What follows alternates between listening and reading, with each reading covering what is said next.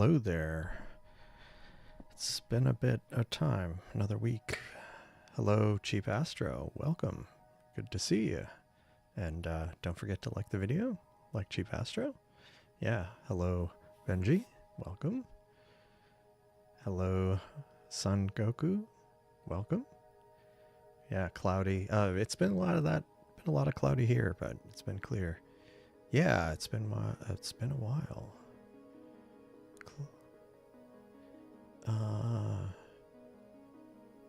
Yeah, no, I know, and it's actually got a unicorn horn as well. So yeah, AI art. Yeah, clouds. Yeah, horn exactly. Yep. Yeah. Hello, Hein. Welcome. The crown and the number are, yeah, as how many times you interact with the chat.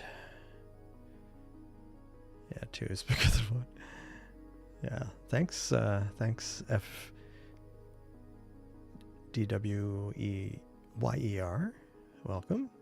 Good evening, Otto. Welcome. All right, so it's been good thing is it's clear. I'm here and clear here and at Starfront. I also have the S30 out in the backyard and the 8-inch Newtonian, which I think this is only the 5th or 6th time I've used it since I got it like a month ago, of course, because of the rain. But it's got, instead of I had been using it with this SV240 filter, which is it is a dual narrow band, not as narrow as like some of the other narrow band filters, but reasonably narrow. And plus it also has near IR pass. So I had been using that. Tonight I'm using the SV260 filter, which has been lent to me. Thank you. And so that one is kind of a multi-pass filter. So we'll see how it goes. Since the moon's not quite in the way, I figured I'd give it a try. Hello, Mundus Finnet. Welcome. Yeah, 8-inch Newtonian. Yeah, it's I mean, of course I'm still in a Bortle 9, but it at least gives me a shot at actually being able to image some things in a reasonable amount of time.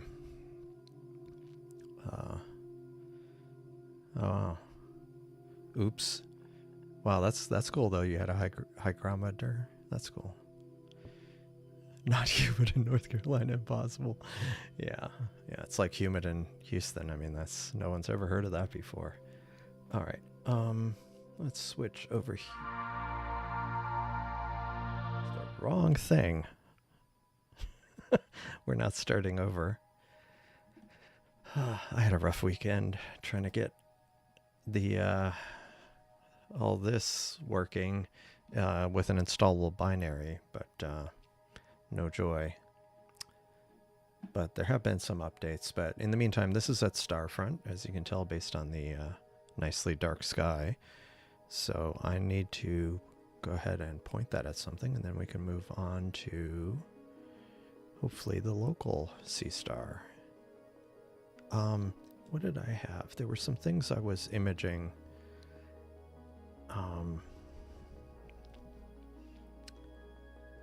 Let's see.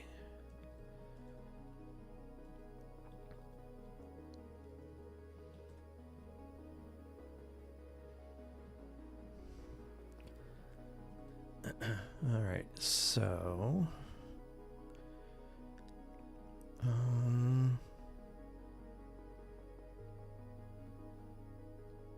oh, this is at Starfront.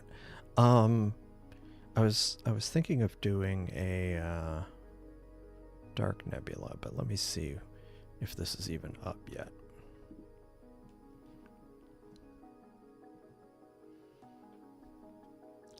No, that one is below the horizon.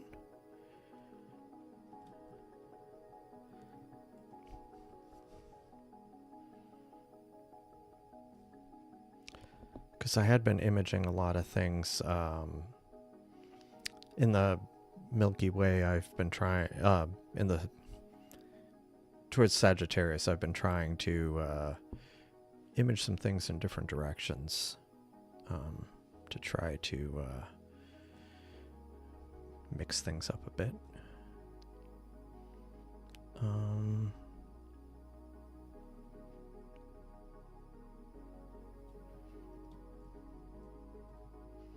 Oh, actually, you know what? I'm going to start with... Yeah, I'll do that one next. But I'm going to start with... Actually, a Messier object. I was doing this on Discord the other day, and I was pretty happy with the results, so I think I'm going to get some more time on this. It's Messier 11, but it's in this kind of really dense part of the Milky Way. Of course, my local stellarium is like jittery.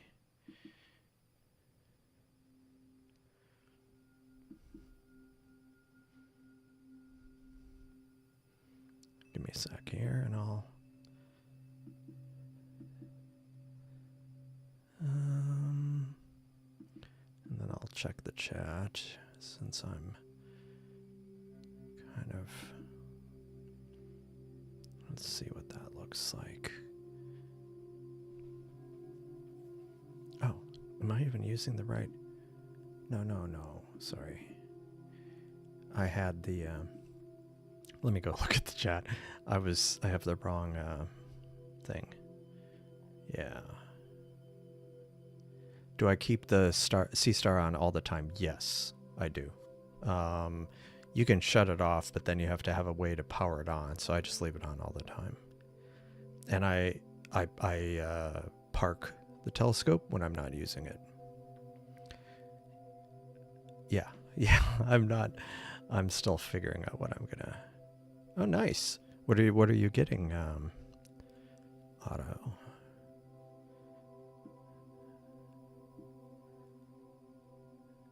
Okay. All right, I hope I got the right,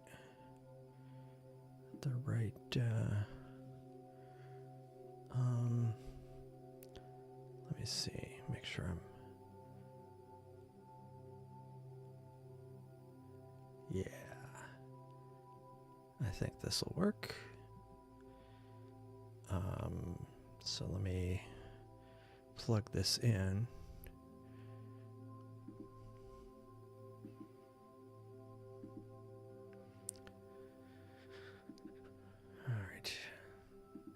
It's M11, and it's also like LDN 523. I hope I'm centering this right, but we'll see. And hopefully this...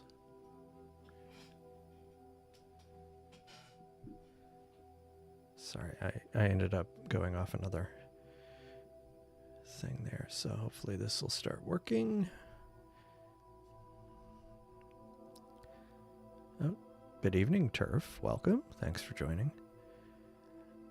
That's cool. That's nice. Good to know. Hello, Kason?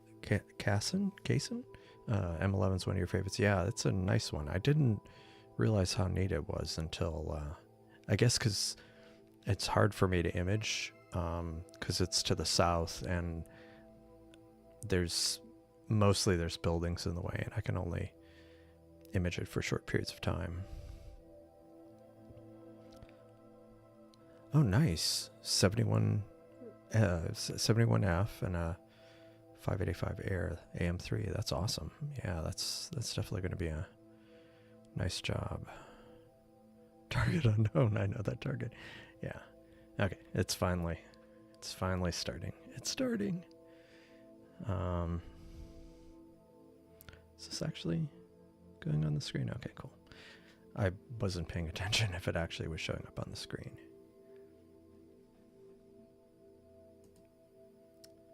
So I framed it where there's another NGC object up here, Messier, and then there's like dark nebulosity here, which will become more apparent.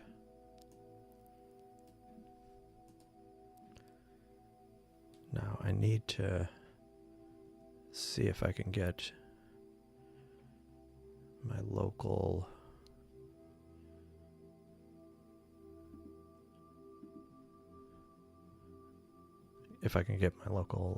ESC working. Okay.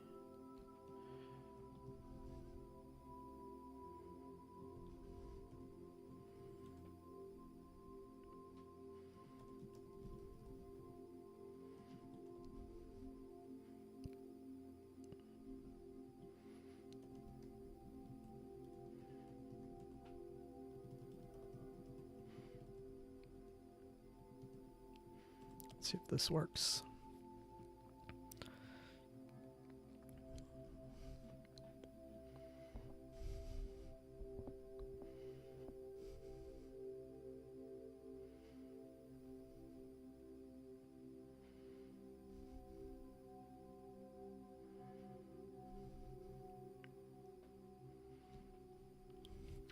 Sorry, I'm just waiting for it to load locally. Already getting some of that nebulosity. Let me rotate this so I can get more of it on the screen.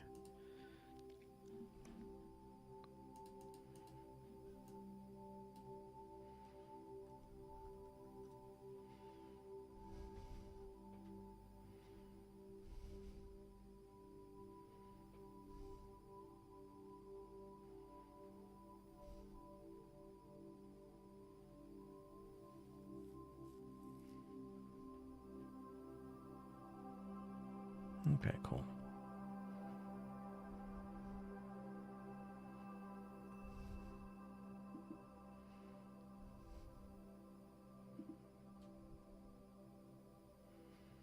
Okay.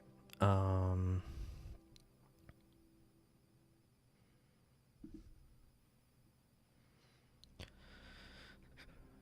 right, sorry. Let me get back to the chat.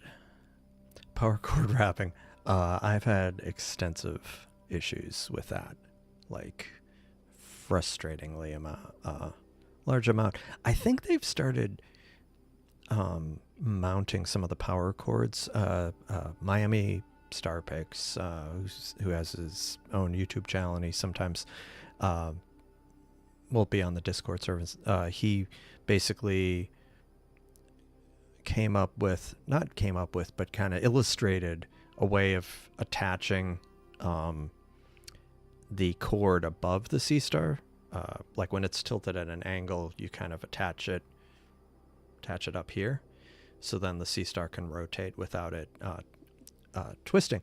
And luckily at Starfront, so the telescope's like tilted and there's a wall to the north, so it's a perfect mounting place. And so he tested it out at home, did a little short video of it showing that it didn't wrap, and then he had them do it at Starfront. I don't know if he sent the attachments or whatever to attach to the wall, and then kind of like a cable clip hold the cable. And someone else on the channel has an all sky camera that catches some of the wall, and it looks like they may have Starfront may have done that with some of the other Seestar cables, probably because wrapping can be kind of an issue. But yeah, it was a pretty bad issue. But there might be a fix for it, and I don't know. I haven't asked anybody at Starfront if they were actually doing this by default, and I haven't been paying attention to the Discord server, so I'm not 100%. I have old TV back here that I requisitioned, and I'm using it for an overflow.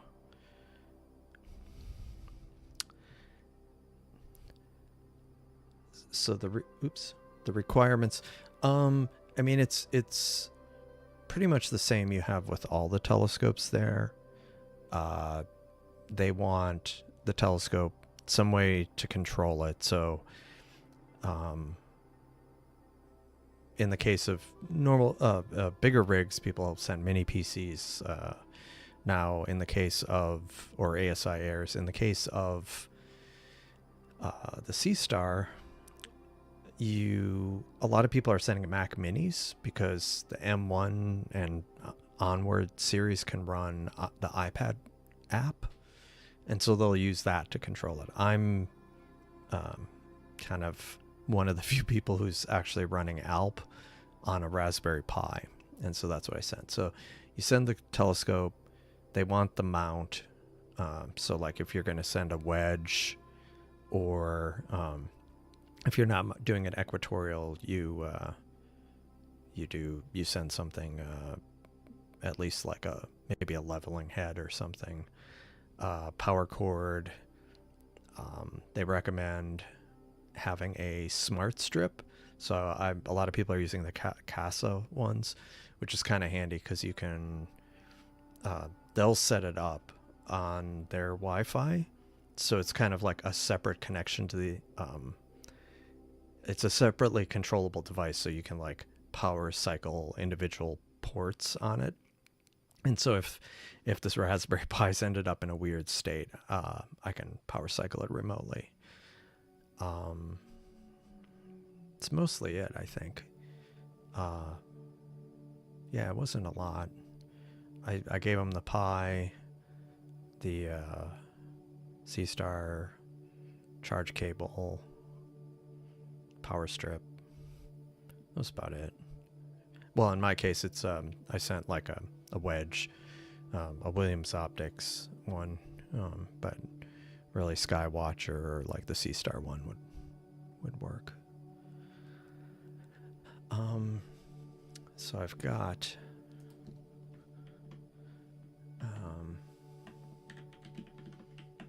helps if I knew how to type. So I do have allow. Okay.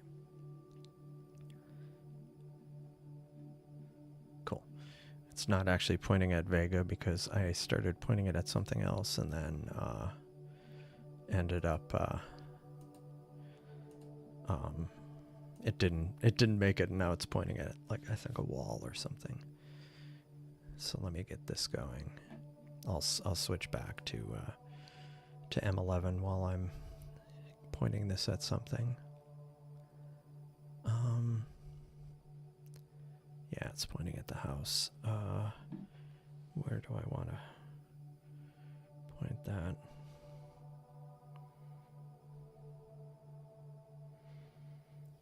Let's see.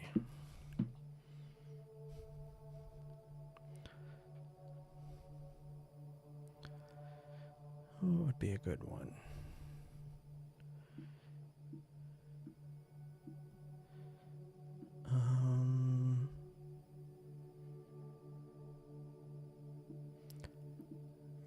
Maybe just to try to get it to something, I'll do M27.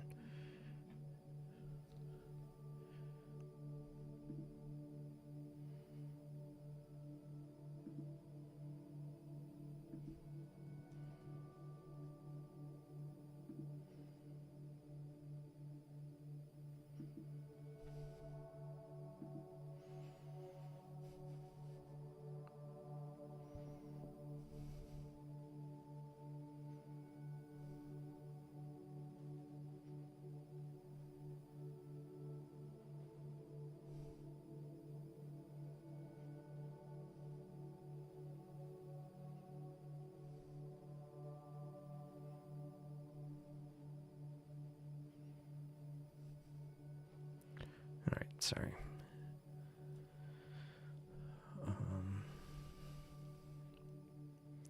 What would be another thing to image?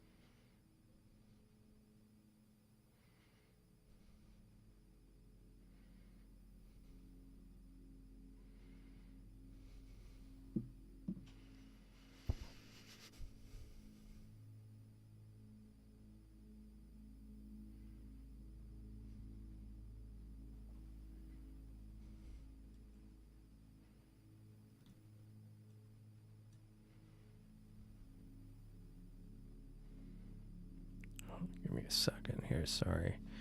It's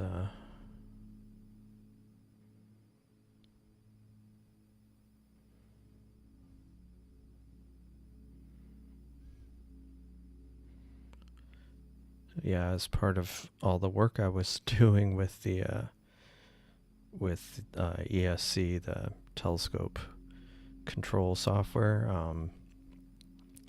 I think I have some extra copy running around running on some other device, because the Seestar the one locally keeps complaining about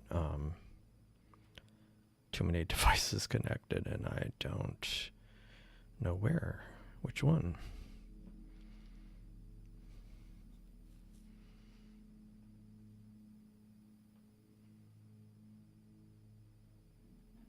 Oh, helps if I was.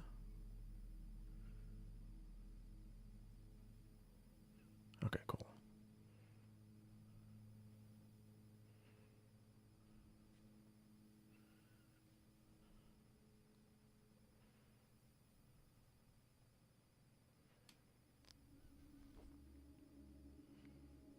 Okay, it's unconfused now. That's good. Cool. Meanwhile, this is looking pretty nice.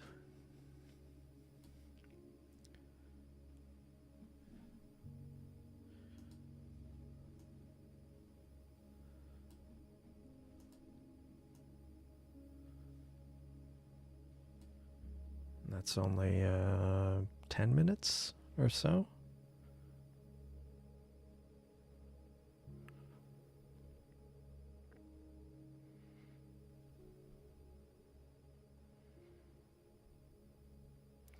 The other thing I was running into is the network to to the S30 has been very slow. So even with the app, so I need to figure out why that is.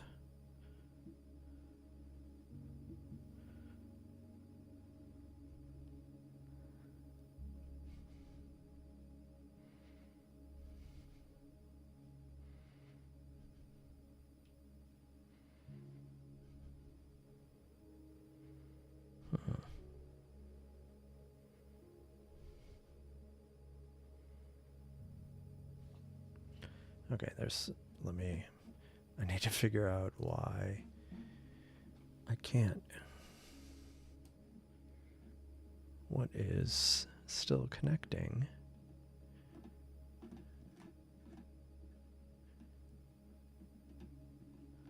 Because I had a couple different computers I was running it on. And I'm pretty sure it's not on that one. Okay.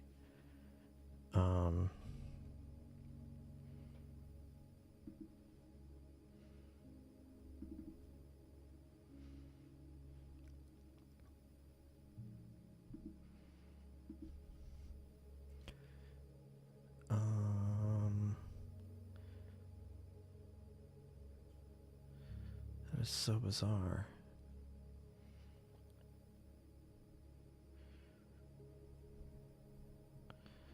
Yet I don't see it running anywhere else. Anyway, oh, now it's fine. Okay. All right. Let me go check the chat and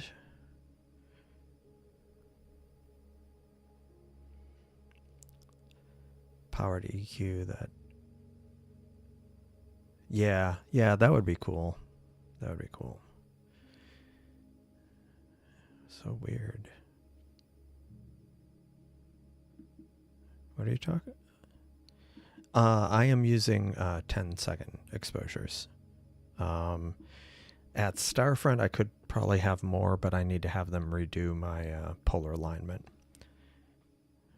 because it's off a bit. Let me see if this works now. Oh, probably not because I think I stopped it. Yep. Let's see if this works.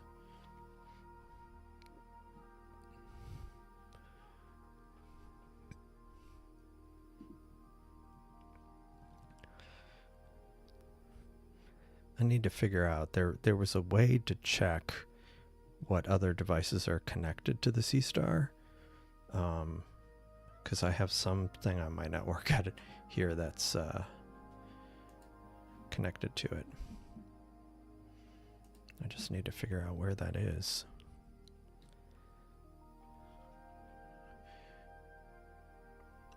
I'm imaging the Veil Nebula with the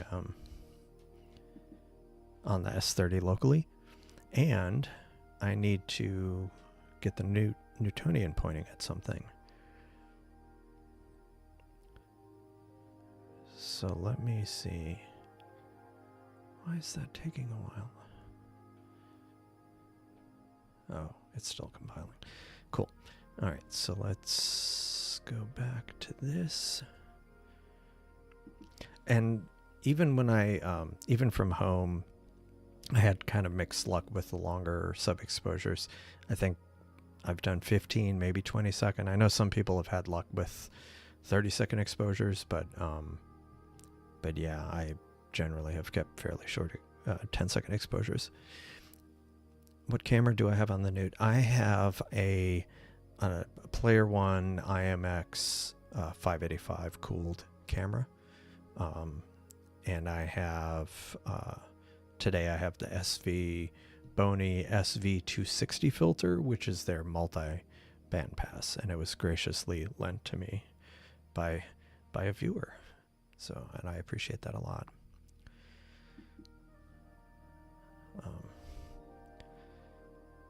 Cool. Okay, so now I can switch to this, and you can see how terrible my light pollution is here locally. So so you can see we're getting, it's too big of a target, but yeah, this is the, do I want to do it that way? Yeah, I'll do it that way. And so this, I'll let this run for a while because it's so noisy, so much light pollution, so we'll let this run for a while.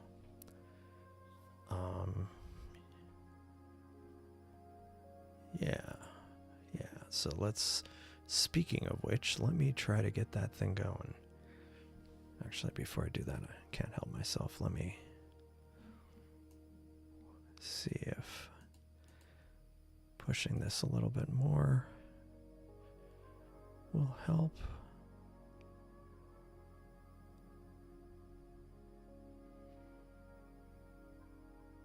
Yeah, it's a little bit better. Hello, Star Traveler. Welcome. Thanks for joining. All right, let me see if there's anything. Oh, yeah. Let's see.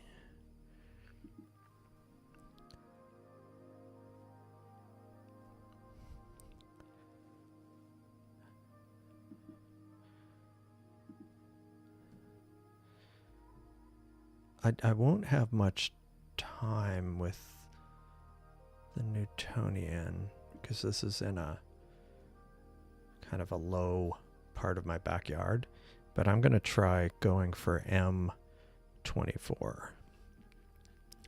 So I have it, I've had it here in the background. I polar lined it. Everything should be ready to go, but let me go point it to a target while I am over here. So I'll try M24, and again, this is with the SV260 filter. Okay, I'm gonna have to do a meridian flip. Hopefully that won't cause any issues.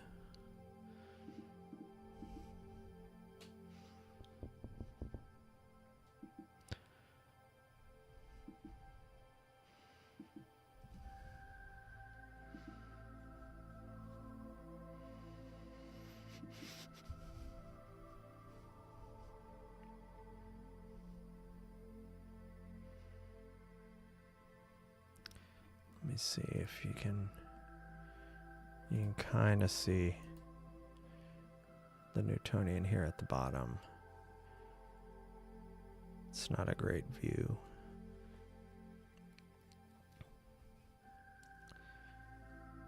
But maybe the next refresh you'll see it a little bit better.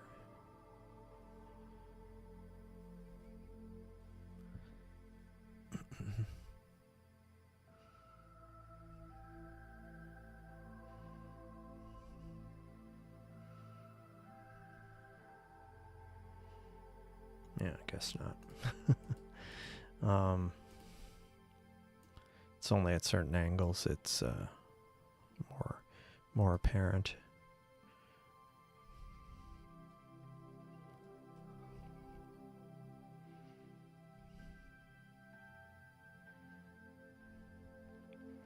Sorry, gotta change. Okay, cool. Oh, nice. Very nice. How are the results you get? Yeah, 24 watching, only 12 likes. That's a very good point, Cheap Astro. Somebody definitely don't forget to like. It does help these live streams to let YouTube send out signals to people to put it on their feed, the recommended list. SV240. Yeah, I haven't used the SV240 with. Yeah, I've had good results with some things, but yeah, kind of okay for others. 3 scopes, 3 mounts. Just need to consolidate. Yeah. Oh, 50% rejection rate. Okay, yeah, that makes sense. But yeah, that is pretty solid.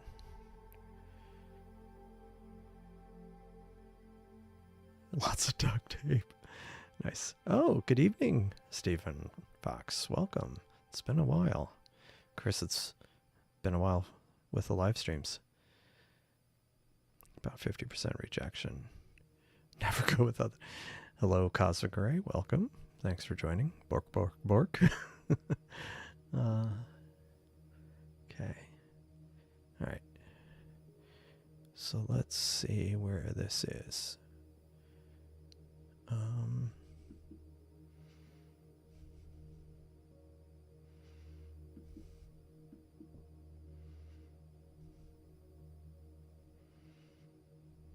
Okay. So let's see what this does. Let me switch back to it's also kind of windy here, so we'll see what kind of results I get. Also what kind of guiding I get. All right. Let me, speaking of which, turn on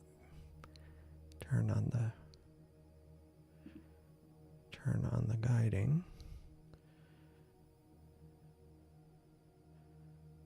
Okay.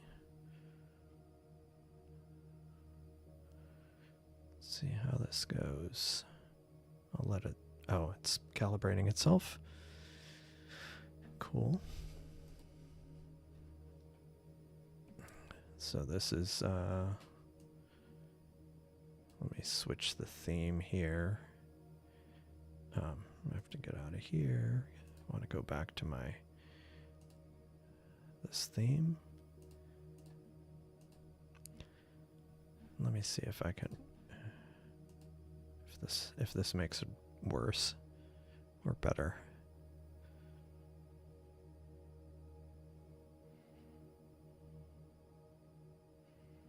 I mean, it's going to be noisy anyway, so.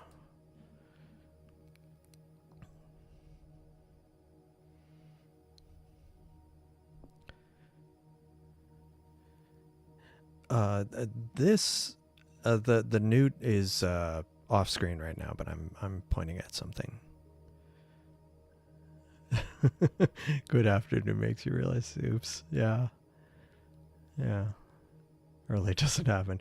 Yeah, unfortunately, I have to get up earlier than I would care to because of meeting calls and stuff.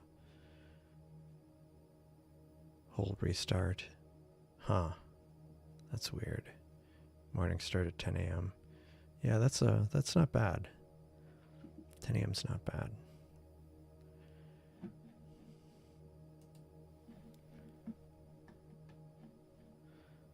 Okay. So, let's see if this is... It is guiding, and it's about 1 arc second. Hopefully it doesn't go chaotic. So let's try this out. Alright, so I've got the guiding going. 8-second exposures, and let me start live stacking this. So this is M24, so it's just it's the Sagittarius star field, so it's going to be a lot of stars. A lot of stars, folks. A lot of stars.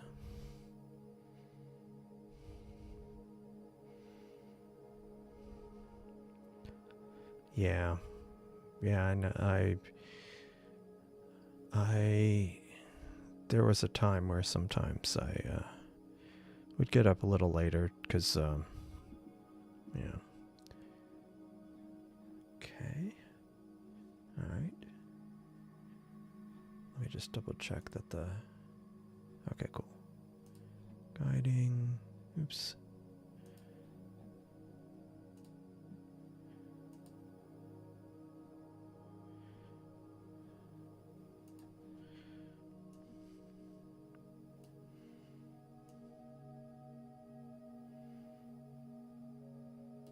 So, mind you, this is with a different filter. This is the SV260 filter, so... but it's also from Bortle 9, so... Yeah. Yeah. Yeah, I have a one scope at Starfront, and then I have the rest of my backyard. This is a Seestar at Starfront, so you can see the very dark skies. And hello, Jay Polanco. But yeah, you can see how nice and dark it is. And this is peer camera, just an ASI camera looking up, and I'm just imaging M11 and some of the dark nebulosity around there.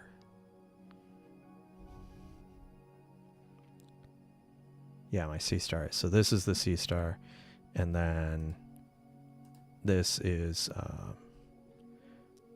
a an 8-inch Newtonian here in Bortle 9. Oh, nice. Building 8. Cool. Yeah, I'm in building 6. Yeah. I've been there since February, I guess. Late February. Very, very late February. So one thing I noticed, so I had collimated this Newtonian, and I hadn't used it in a week and a half, and I think I jostled it a little bit, because I was looking at the out of focus stars, and it definitely seemed a little off. So at some point I need to recollimate it, and I also plan on getting a chroma corrector. But so far, I mean, these stars, I mean, they've got color, a variety of colors, so it's not too bad. And there is some dark nebulosity here, so I mean, for Bortle 9. Yeah, and I haven't gotten the correct chroma corrector. So it's, excuse me, it's a, the 8-inch Newt is a Skywatcher Quattro, the Quattro 200p. But I got it new, but I got a couple $100 off the, what do you call it, the minimum retail price or whatever. Yeah, no, I'm happy with it, because like I had been debating, do I go like get a QSO type scope, or do I get like the Carbon Star? I couldn't justify spending that much money. I definitely, you can see it in the corners, especially like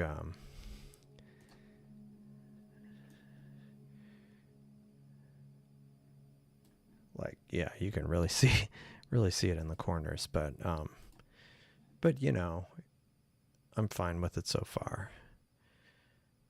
Yeah, in dark skies you can get some really awesome images at with the Seestar at especially, I mean, like at places like Starfront.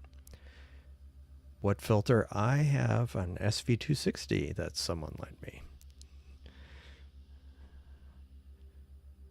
Yeah, 2 years at f5. Yeah, I mean, at some point I want to get just a plain coma corrector that doesn't change the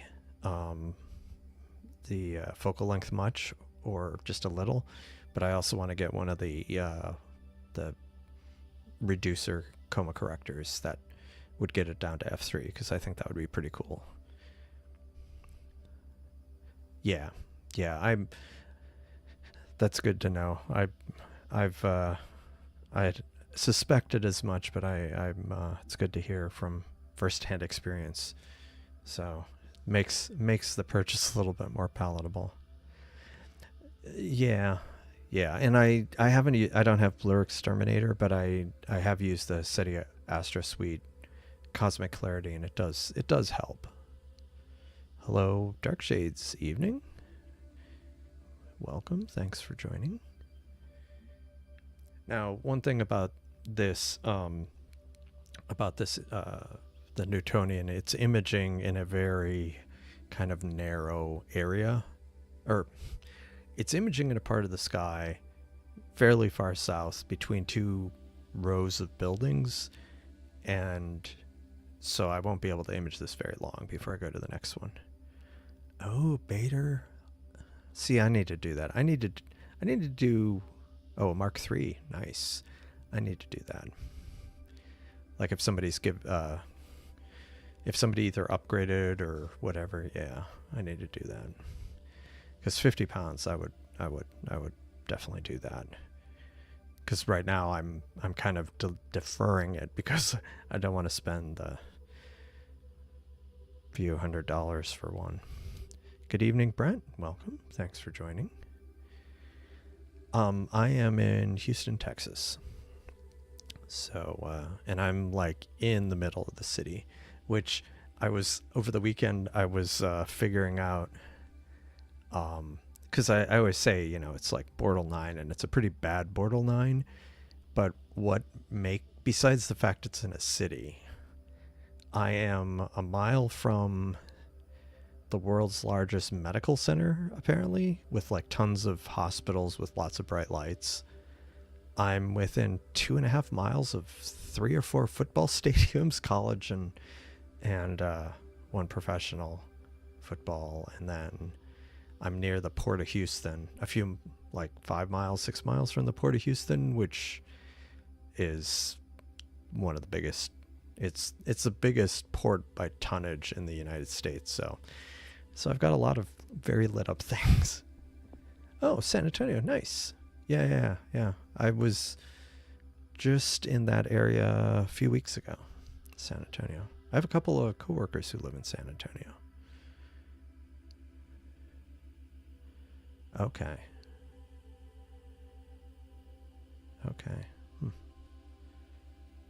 You could say you're in Texas. Yeah, but see, Texas is so large.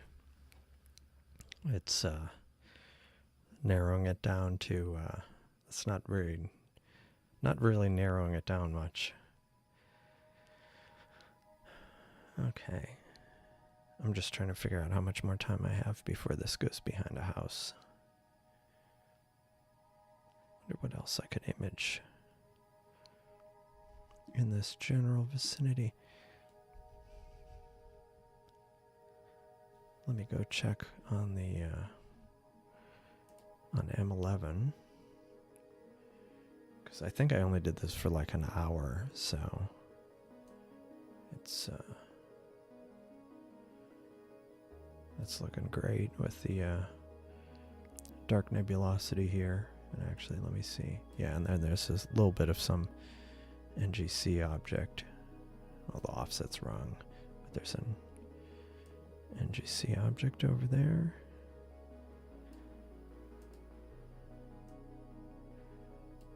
And this is just some network diagnostics I keep running. But it's optional. I just like having it up there.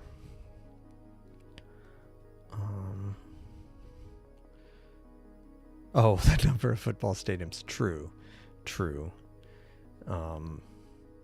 Yeah, I figured it's like 160, over 160,000 seats between the stadiums, and that's only because they downsized one of the stadiums. Otherwise, it would have been over 200,000 seats between all the stadiums that were within 2 miles of my house.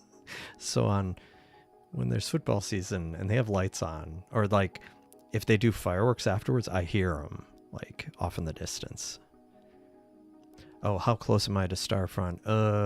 It's like 300 miles, a bit over 300 miles. I actually drove my telescope up there because by Texas standards, 300 miles isn't that bad. M17, let me bring that up.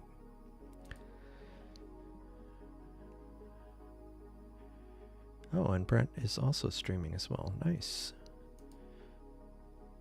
Is that the little, that's pretty cool. Is this the little,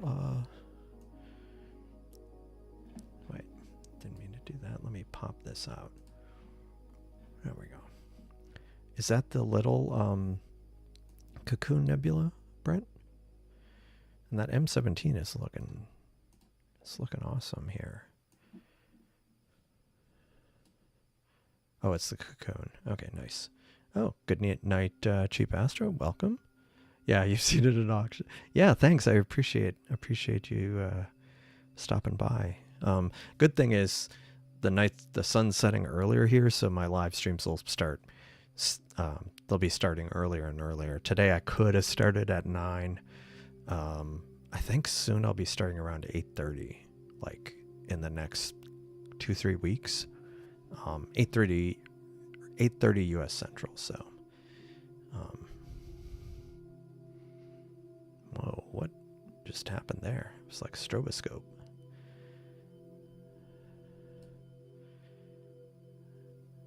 Yeah, and glasses. Yep. C19. Cool.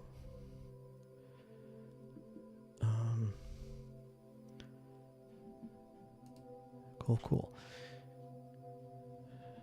Yeah, I really like this kind of, when you get a very wide field of the Cocoon, you have this, it almost looks like it's a stream of dark nebulosity ending at the Cocoon. It's pretty cool. C20. I'll have to see where that is. Okay, ESC was being wacko. Yeah, I've been just so focused on trying to get the build working that I need to still circle back on some other things. I mean, it is still in kind of, it's almost a beta state quality, but it's definitely not production, not final release quality yet.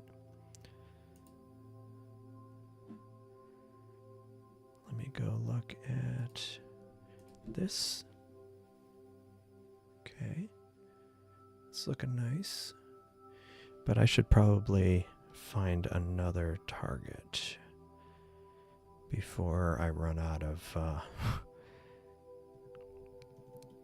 oh, let me see if I can see this in my backyard. We'll see. I'm not sure if it's still visible, but one thing I wanted to do with this multi-band pass filter is I wanted to try the Iris Nebula.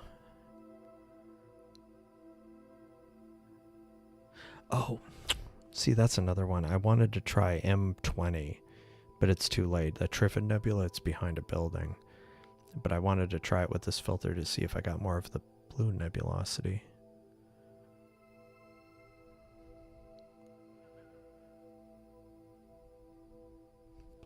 Yeah, let me try the...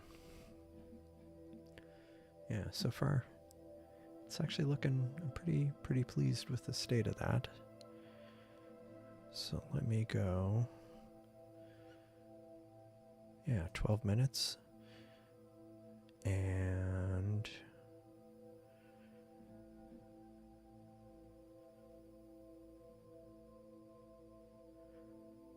let me stop that. And I will go to Iris.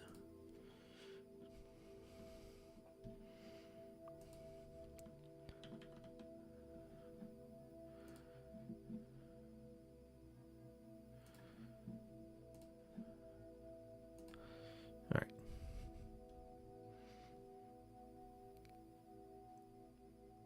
First alpha. Yeah. Oh, nice. Well, that's cool.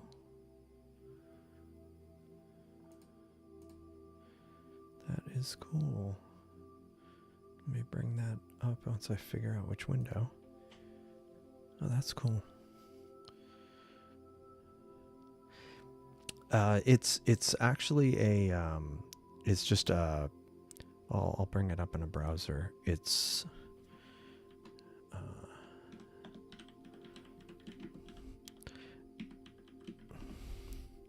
so it's like one of these. It's this one. Mind you, I got it for much cheaper than this. But it's just the telescope and a finder scope. And it's f4. And I have it on a mount I already had. So, yeah. I have considered getting like a Dobsonian with a tracking mount. I might eventually get a bigger Dobsonian on a tracking mount, but this one I ended up getting on a go-to mount I had. Yeah, no problem.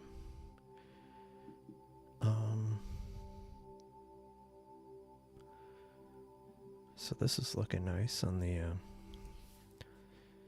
this is the S30. I mean, lots of noise because this is also from my backyard. And this is looking good. Let me see how much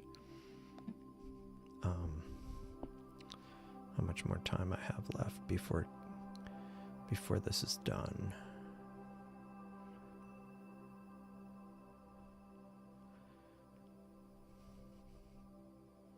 No, it still has 15 more minutes. I guess I put it in for a full hour, so that's cool. All right, let me see if I can... Let me check on the state of the Newtonian. And let me start imaging. So I pointed it, like I said, at the Iris Nebula because I wanted to see how, in my skies, it would look with the multi-bandpass filter. And at some point I plan on doing kind of a... hold on.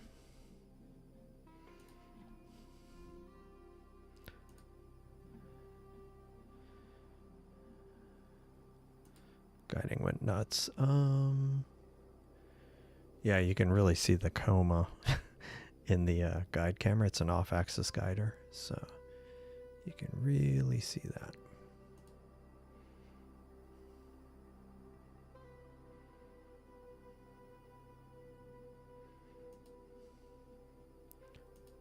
I wonder if I just need to... Sorry, I'll just recalibrate it.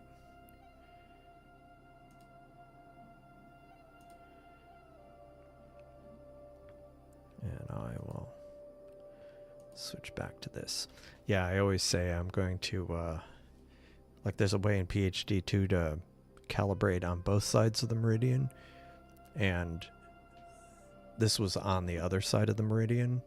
Or I mean, the previous target was on the other side of the meridian. So now it's flipped back and needs to, I'm recalibrating it for guiding purposes. Um,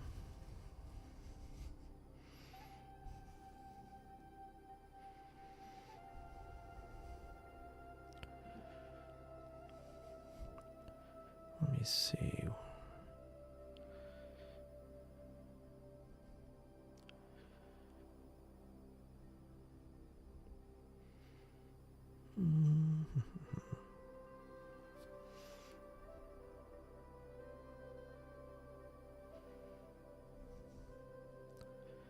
Iris.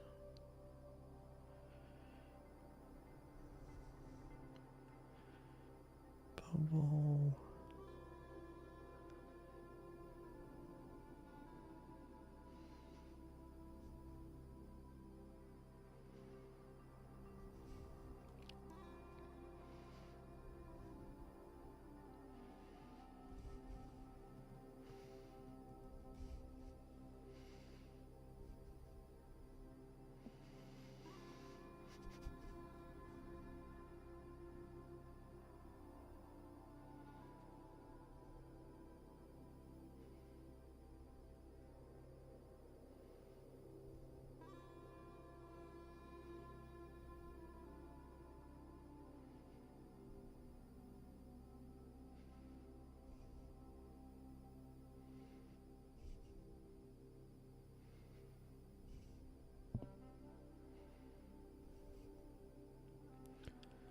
All right, hopefully this will work with less drama now that PhD 2 has calibrated.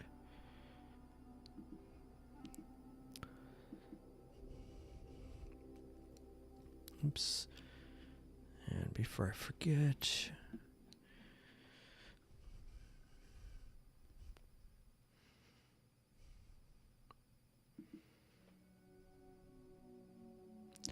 I'm going to image the Little Cocoon Nebula at Starfront next.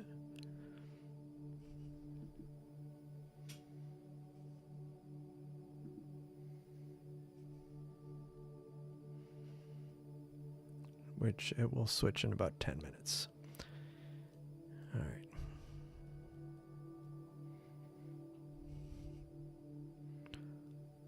Wow.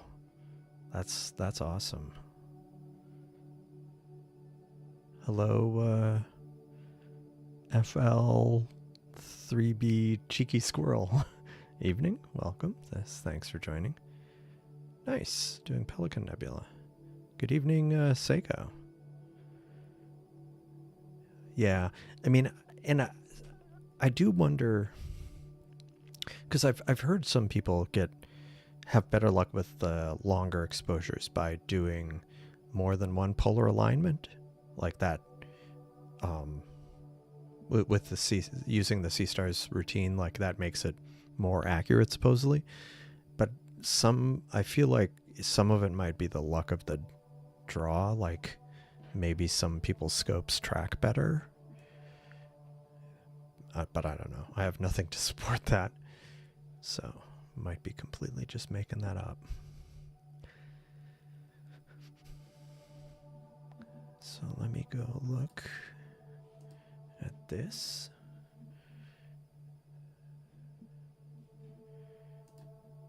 So again, mind you, this is the Iris Nebula, but with the multi-band pass filter from my backyard. So we'll see what we get out of this.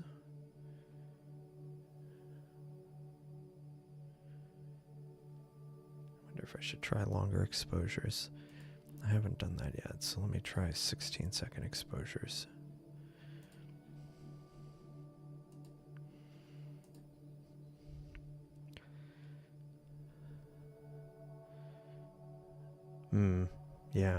Yeah, that might be, because if you're south, it ends up at quite a weird angle.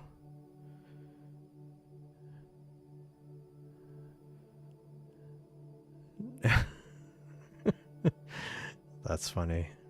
Got some brake discs. What kind of car is it? That's funny. Friction drive? No, Pierre. Cool. Interesting.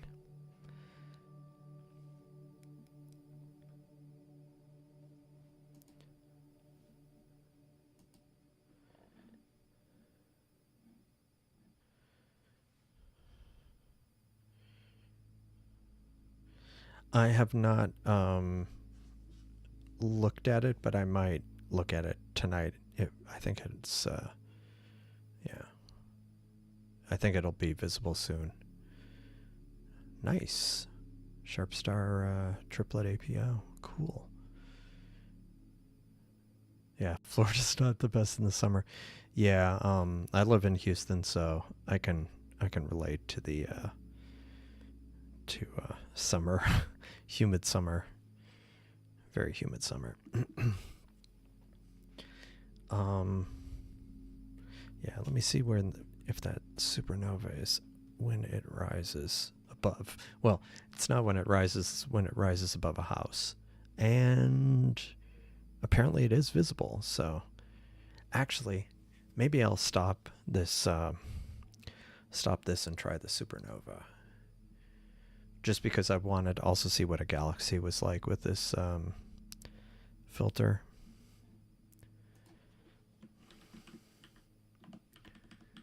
So this was this is the Deerlick Group galaxy, and there's a supernova in it that's been there a few weeks, but it's a type 1 supernova, which is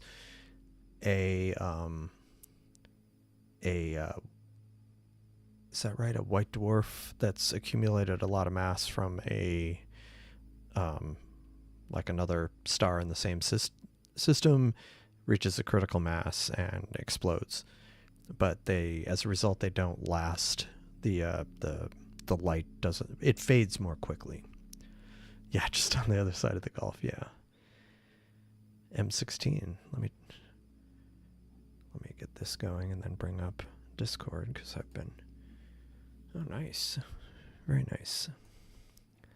So this is Brent's scope. Not, is that like a ASCAR of some sort? I always forget.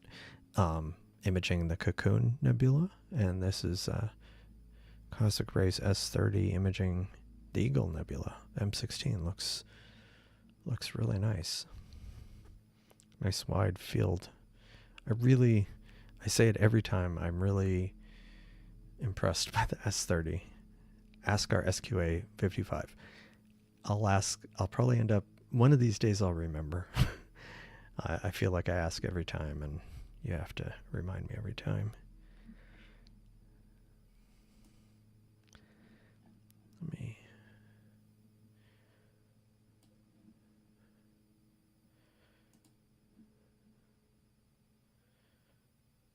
Okay.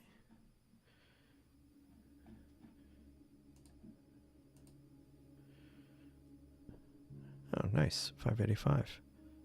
Cool. What's the focal length? Yeah, the S30 Pro I think will be awesome.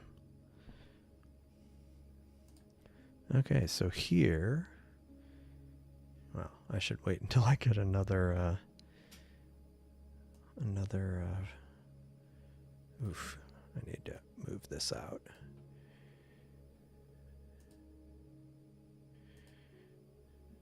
Man, that is super.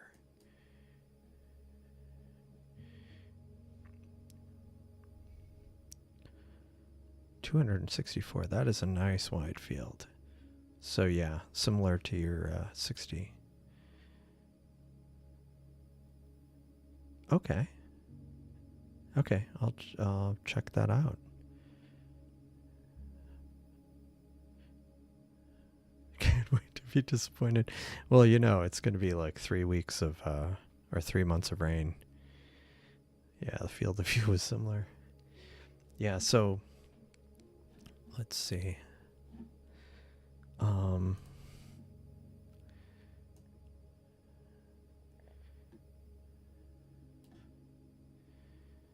we go. So Let me change this. I feel like it's using the wrong.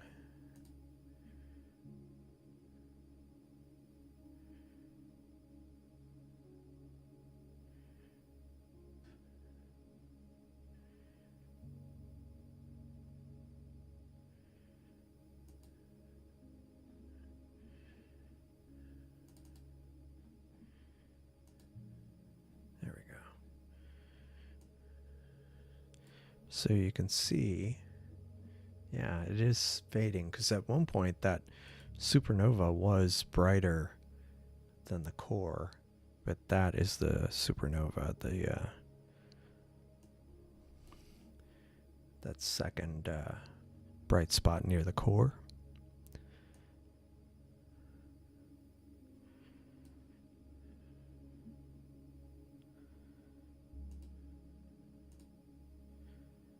I think the unsharp mask was making it worse. Was sharpening up the noise.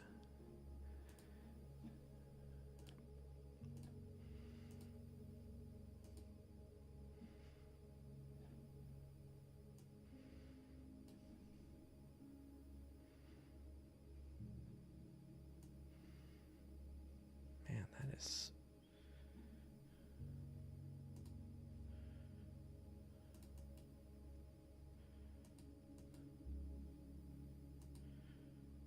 Oh, you know what I did last time? I forgot. No.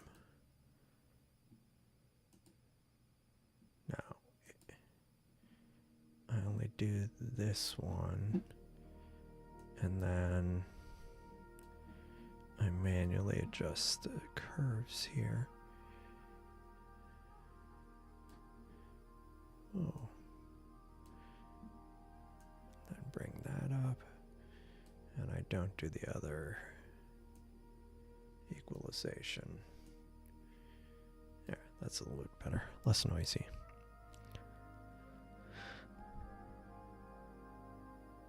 Yeah. Yeah, it is definitely a fiddling exercise. Discord. Rewrite Discord link. Yeah, let me Discord link. Yeah, let me get the... Sorry, I was behind. I was on why do I... Here we go. Yeah, sorry. I'm yeah, didn't think that. There we go. Yeah, so below this, the link is for the Discord. It's a good place to share photos, astronomy photos, talk about astronomy stuff, etc. Yeah, you didn't think that would work. That's funny. Oh, hey, Dave. Welcome. Thanks for joining. So, hello, Jack. So what we are looking at here, this right here is a galaxy, NGC. Let me annotate it. So this is the core of NGC 7331. But if you look, let me remove that. So this is the core of the galaxy, and that star right there that looks like a star is actually a supernova. So we're just kind of checking that out. This is using a Newtonian telescope sitting in my backyard. Yeah, supernova in NGC 7331, also known as the, yeah, Ben, you and Star Traveler pile. But I am also imaging. It already switched. I was imaging M11, Messier 11, at using a Seestar telescope. Now it's switched over to the little cocoon. We'll see how well that turns out, or if I end up giving up on that. And then I have a Seestar S30 imaging the Veil Nebula, which is a supernova remnant from thousands, tens of thousands of years ago. So yeah, Yeah. Yeah, I was late to answering the question, so Benji and Star Traveler beat me to it.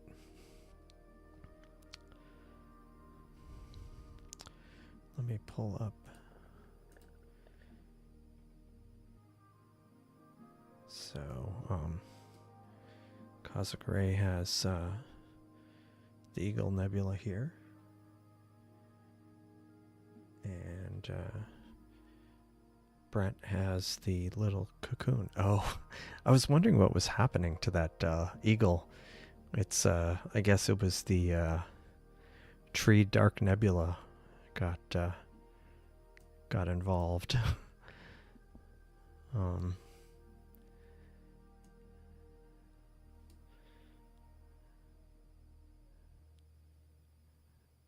Okay, cool. Welcome. Let's see. Oh, I see you.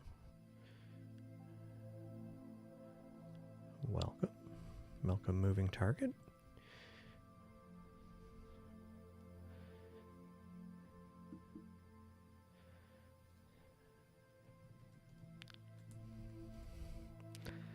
All right. Cool. The tree nebula. Yeah. That is, it's a dark nebula, I think. Where are these images from? So these are all live telescope views. This one was imaging the Eagle Nebula, the scope, but it went behind a tree and you could see the tree. This is the Little Cocoon Nebula, R33. And then this is a small telescope I have in my backyard imaging the part of the Veil Nebula, which is a supernova remnant. And I also have this is a galaxy that I'm imaging with a different telescope that had a supernova. That little white star there is near kind of the fuzzy middle of the galaxy. That's actually a supernova. So we've got a few things going on here.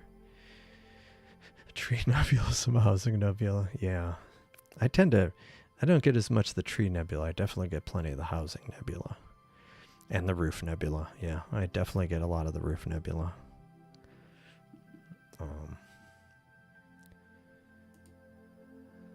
Sometimes I get the fence nebula when the telescope kind of gets confused.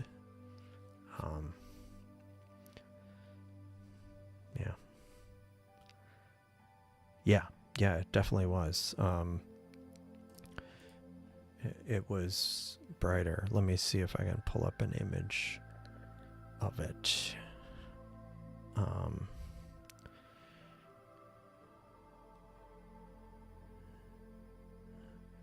Yeah, that's true. That is true. Those are a pretty decent size in the sky.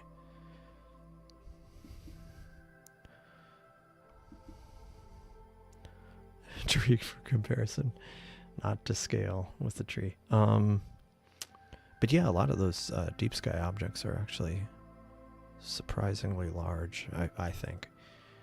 What was I?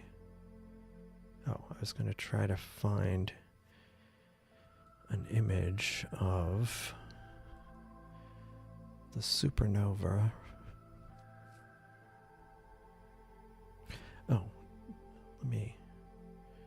I'm going to switch back to this. Actually, I want to check Starfront, see what it's looking like. Yeah, the little cocoon's being kind of underwhelming, so. Oh, that's why. I don't think I put the light pollution filter on. So let me turn that on. I think that's making it worse.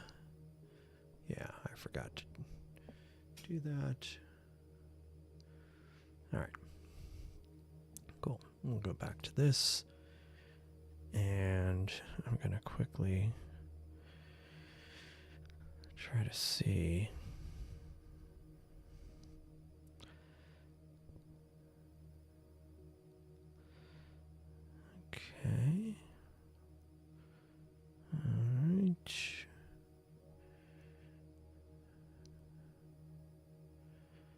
forgot I took those images with this scope, so they should still be here.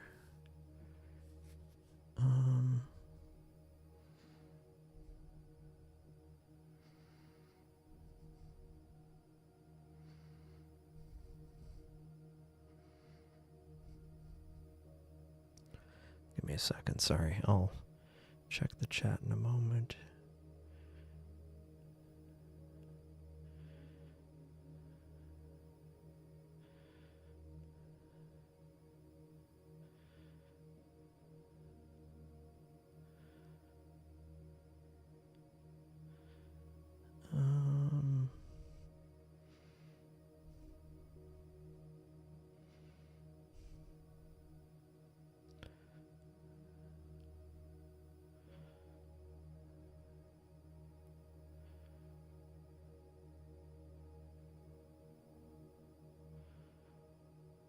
Nope, that was no good.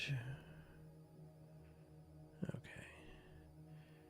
It was one of the early things I shot with the scope, but as a result, some of them are kind of rough.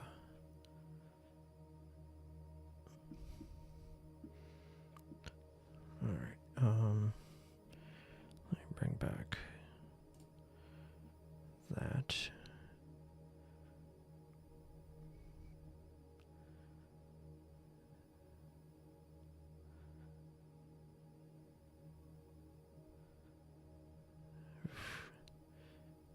Yeah, it was before I figured out the calibration of the scope.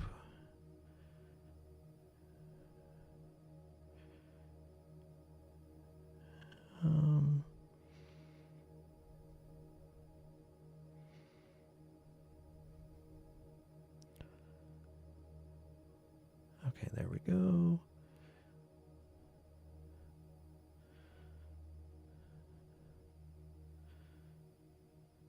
Man.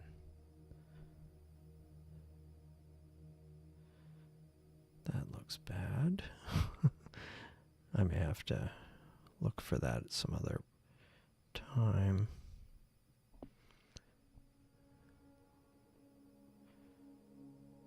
Yeah, I'm gonna have to look for that. But yeah, it at one point it was definitely brighter than the core of the galaxy.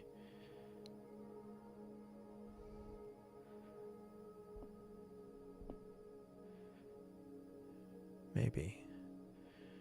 Let me see.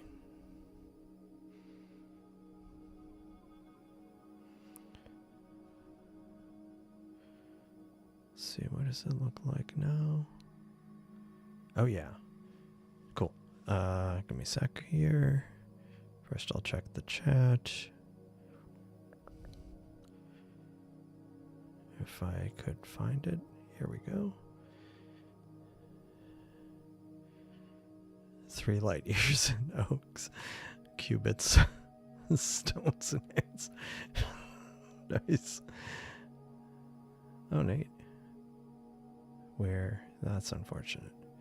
Yeah, the veil. I mean, this is with the S30 in my backyard, so it's coming together nicely. So I did find this. So this is the live view, and so you can see.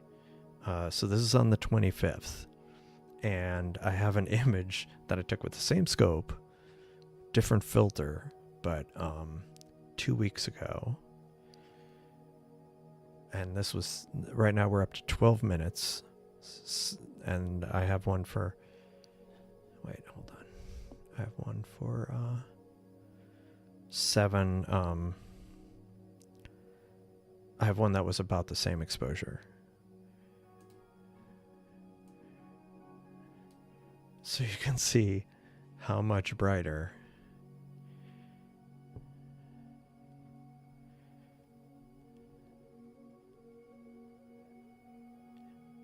Yeah, let me bring that up. But yeah, see how much it's faded. This was on, what date was this on? This was on the 11th, August 11th. So in the 2 weeks, it has faded considerably. Like, that's pretty drastic. But yeah, it's dimmed down quite a bit.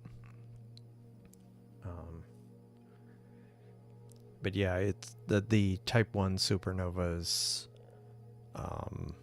tend to fade within a few weeks, a month, 90 days, or not 90 days, like a month or two.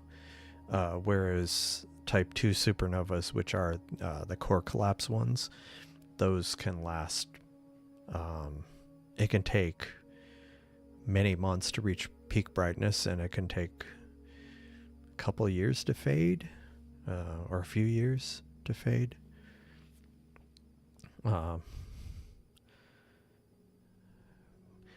Yeah, I mean, it's been out for a month. I mean, I think it was first discovered about a month ago, so yeah, so it'll maybe it'll fit month and a half, 2 months, it'll be gone, or kind of hard to distinguish anymore. But yeah, it has faded considerably. All right, so I'm probably going to go find another target for this one. But in the meantime, this is looking rough, so I might pick another target that's at Starfront, and it's looking really noisy.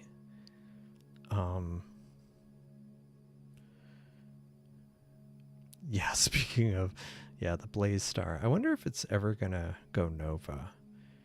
Like, see, this is the problem when stuff that's intrinsically not predictable, or not as predictable as people might think, gets overhyped.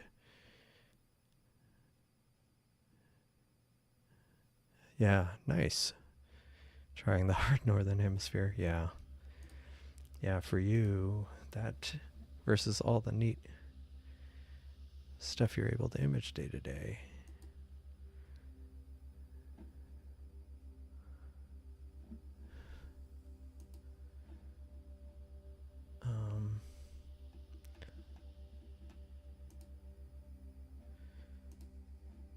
So this is Stephen Fox.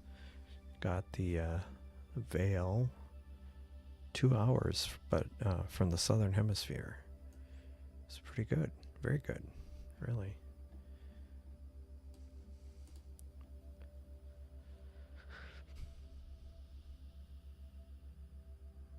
Very damn, yeah. Yeah, that's true. It's true. Yeah.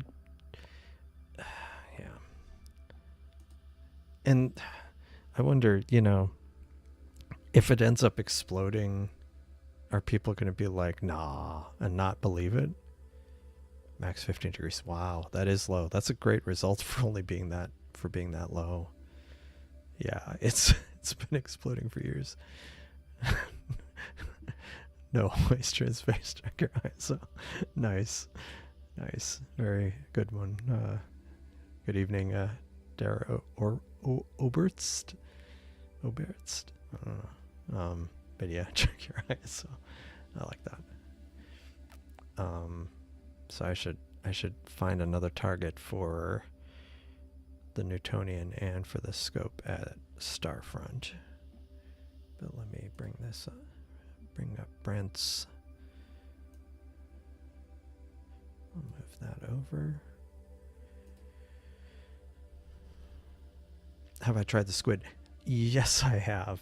From Starfront, and it's been a challenge. I've gotten quite a few hours of it, but it's I need to go through all of it again. But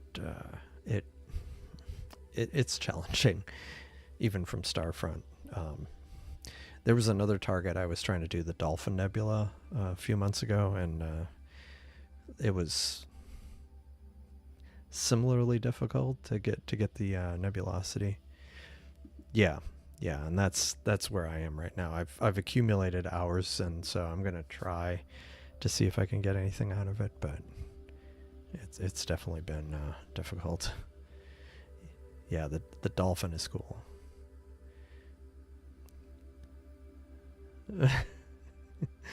It flies. That's funny. Pondering. Oh man. Yeah, Cosmic Ray mentioned there was a Wallops Island. It's a East Coast launch facility, and kind of more the Northeast, I guess. And they were going to have a launch that would have been visible for probably a lot of people in the Northeast, but it's on hold for clouds. That's too bad.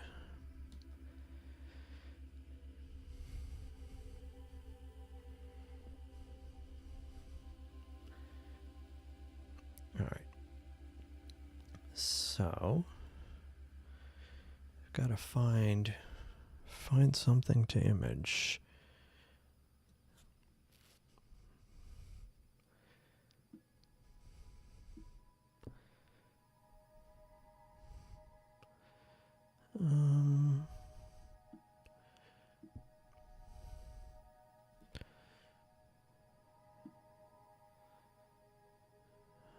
Mothra cluster. I love the name. I still love the names of some of these things. I'll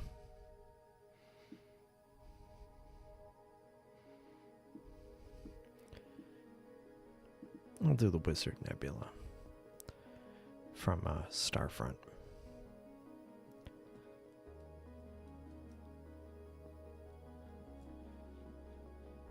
It is very windy here.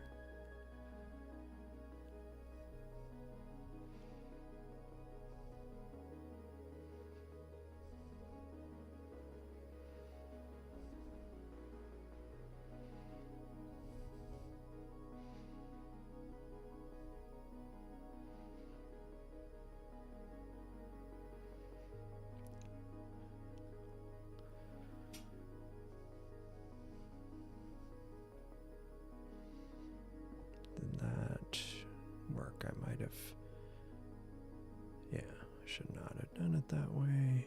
Give me a moment. Doing the Wizard Nebula at Starfront.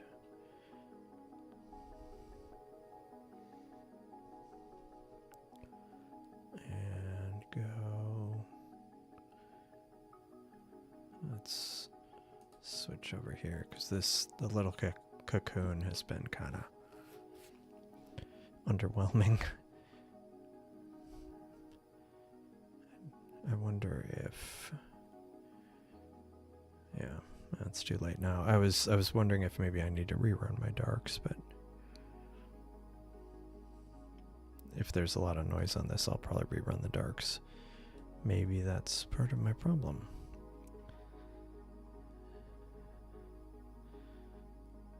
Yeah, nice. I'll have to check it out. Okay, Virginia. I couldn't remember where it was. 3 sounding rockets. Nice. But yeah, that would have been visible from a lot of people on the East Coast, but yeah, it's one of the NASA facilities that I remember hearing about, but not one that I always forget about it because it's not like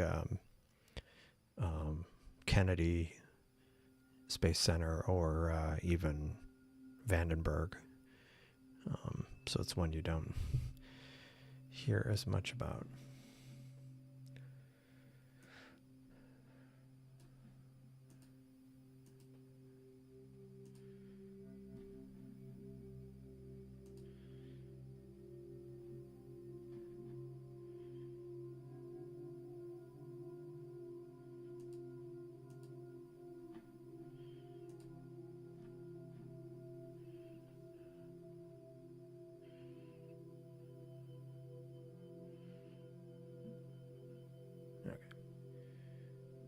Starting to show some nebulosity there. Cool.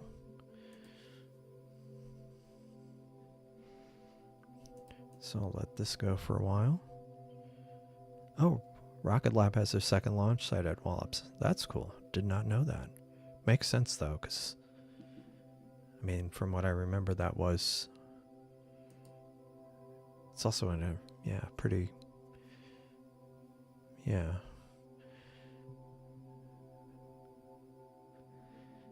I think I'm going to stop this and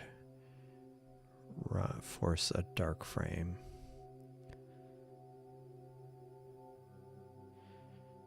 Okay. And I need to go, I think I need to completely stop imaging. So it'll go back to the test pattern, and then I force the dark frame. I will create a better way of doing this at some point. Okay, so it's redoing the dark library.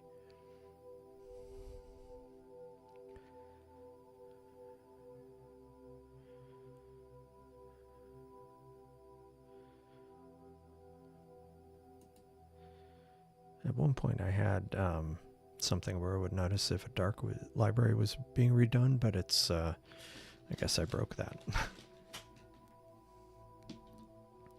Typical.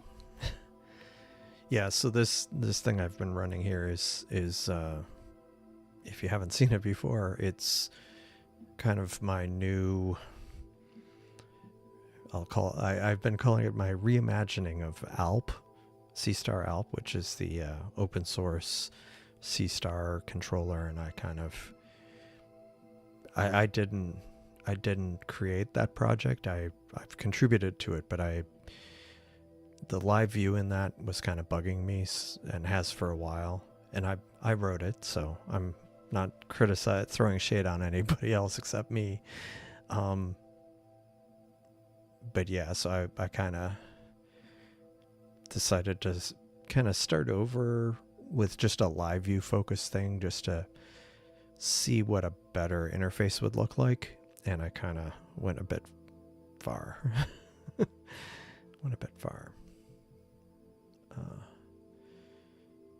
Okay, so that should be done.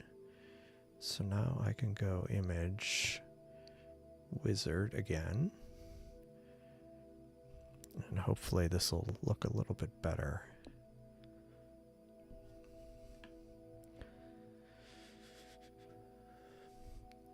Yeah, so it's kind of in an early state, kind of pre-alpha, alpha. It's in an alpha state, and so over the weekend I'd been working on creating a Windows and Mac binary of this, and it was quite a nightmare, and I got a little closer, but I didn't get it where I wanted it to be, so.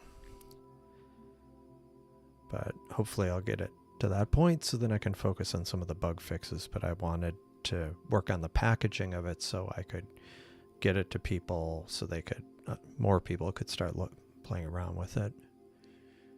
But, yeah. So like, there's a few people that are using it. Cosmic Ray's been using it. Earlier he had it up, and there's a few others as well.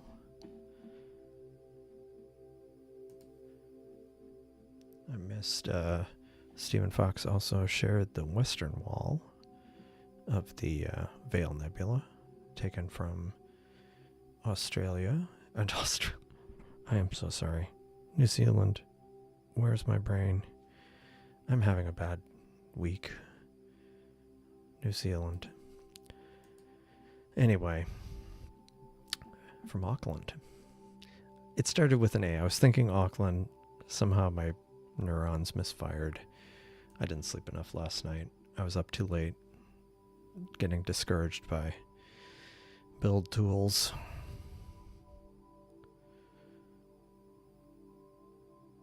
Oh, nice. Oh, that's cool. Yeah, that would be quite a show.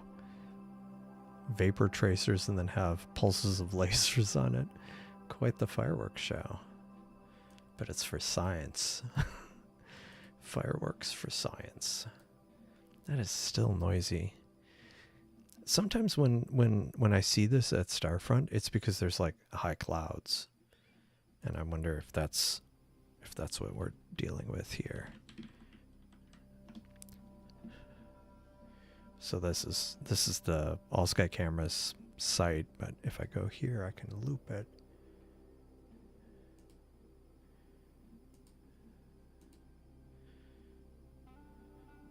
Kind of looks like there's stuff moving along here. Like there's a little bit of texture on the Milky Way there. So maybe there is some kind of high haze. Oh well.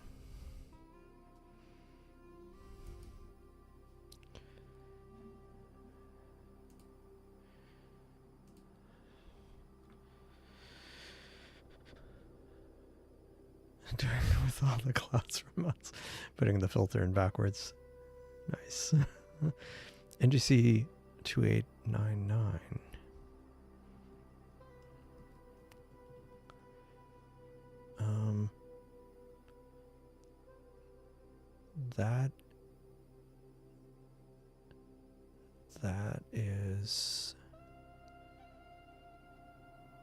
That looks like a really cool one. Unfortunately, it is, well, it's below the horizon for me, and it might get 1 degree above the horizon for me. Maybe? No, it gets a little bit above the horizon, like 4 degrees above the horizon, but it's below the horizon for me now.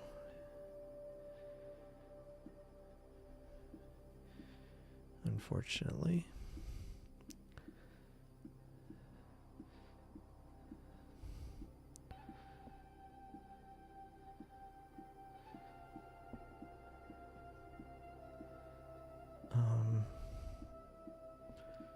There we go.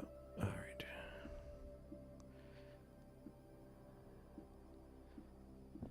Or did I type in the wrong NGC number? Yeah, I typed. Yeah, that's definitely a you or Stephen Fox target. Yeah, NGC 2899. That's looking pretty decent. I mean, a lot of this noise would clean up. It's just afterwards, but the veil itself is looking pretty decent for, I guess it's been going for 50 minutes or so from my backyard. So let me figure out something for the Newtonian, taking advantage of the multi-band pass. What would be a good thing? Something with maybe some blue note. You know what? That's what I'm going to do. That is what I'm going to do. If I can. Let me see if I can.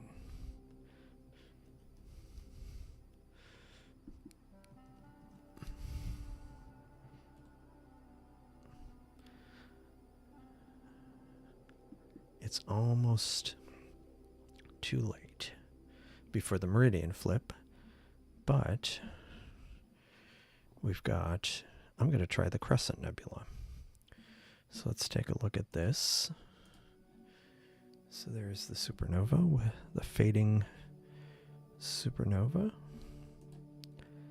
And so I am going to go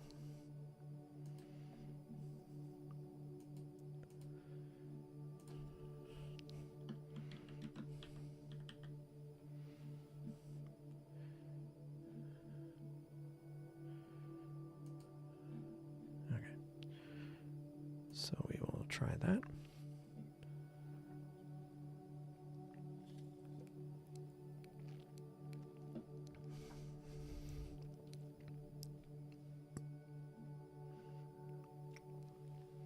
So I think the weather might be good here tomorrow as well.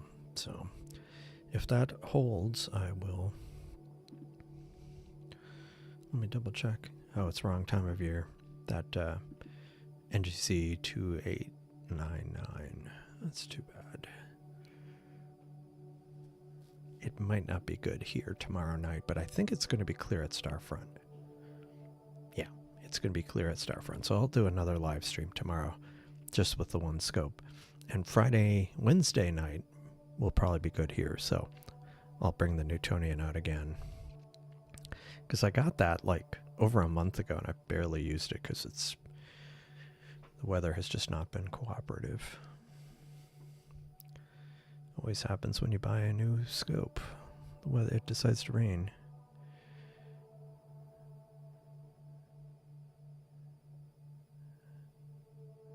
Yeah.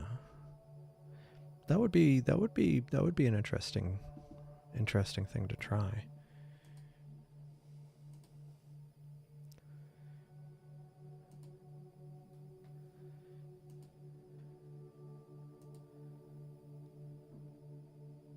There it is already. 16 seconds. Not bad. Oh, hello, Astro Chris. Good evening. Welcome. Thanks for joining.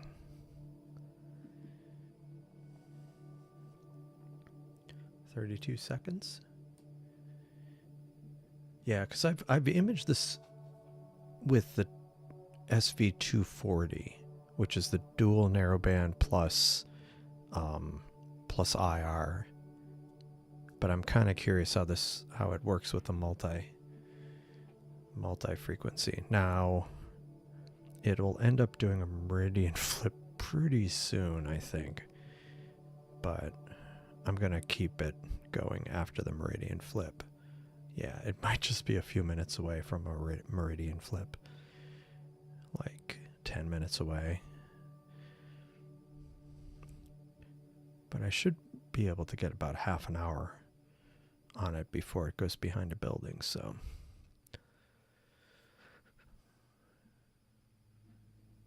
we will try that.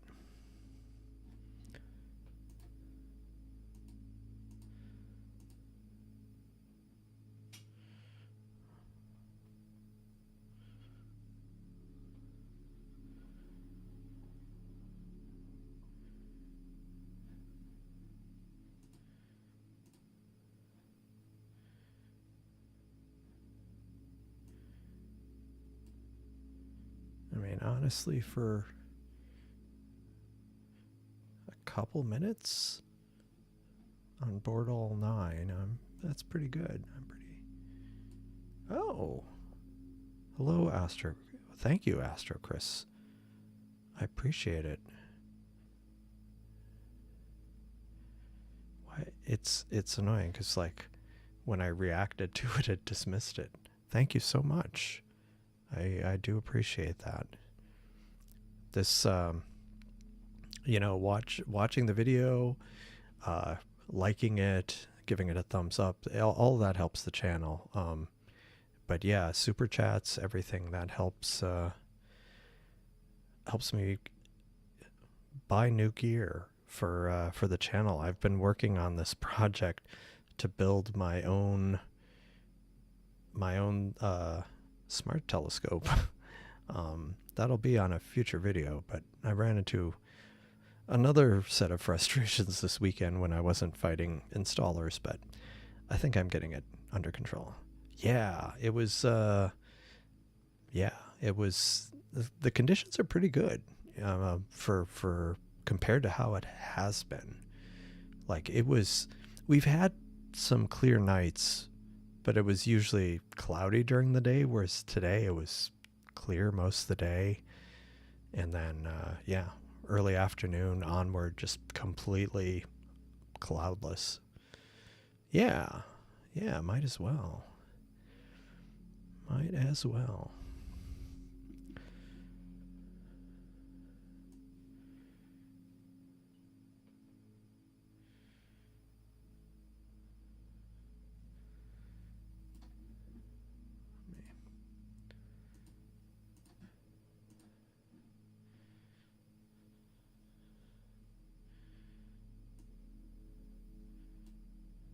So we will be doing a meridian flip here.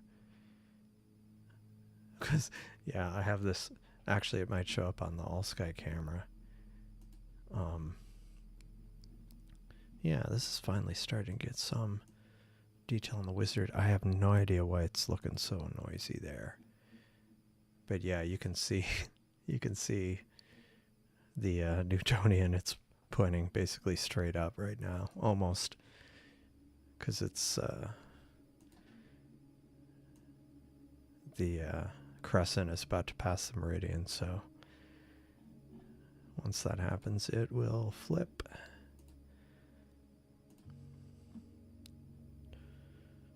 Let's see.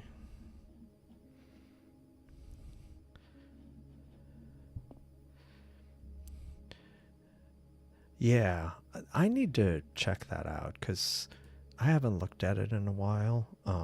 Or I tried to look for it, but it was right in the Milky Way, so it was in a star field with a lot of other things going on. So, and I think the problem is from home, it might be, I might not be able to see it because it's, I think, behind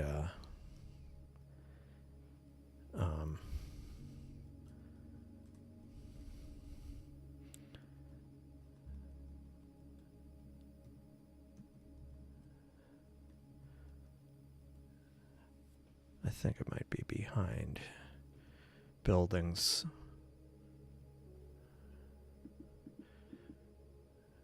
Yeah, by the time it gets dark, it's already behind a building, and then it sets around midnight.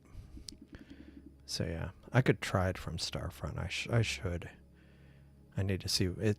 This claims it's, yeah, it's still pretty faint. Okay. Let me check that. Yeah, it's pretty low, and it's behind a building.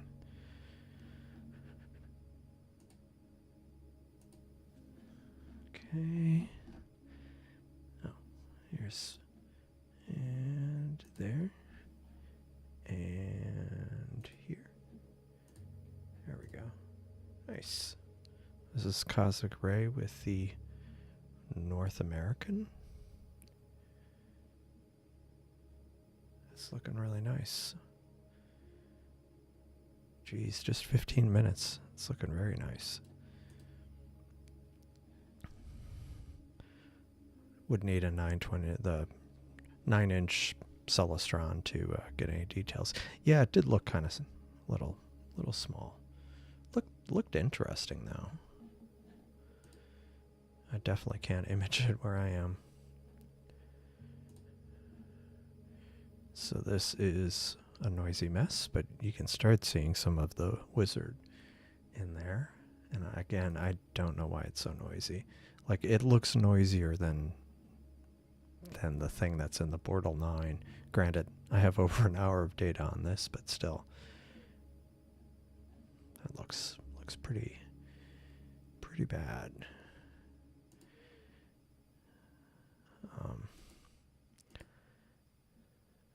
When is it going to do the meridian flip?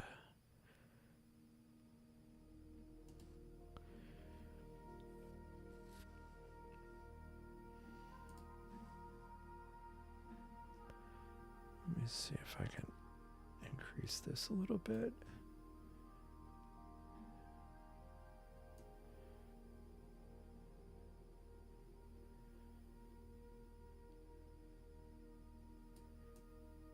Try not to crush the background too much.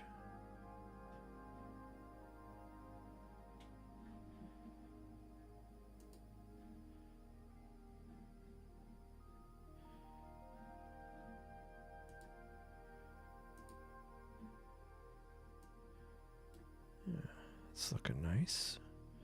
What's our guiding looking like? Oh, 0.54. Great. All right. I only had to restart it.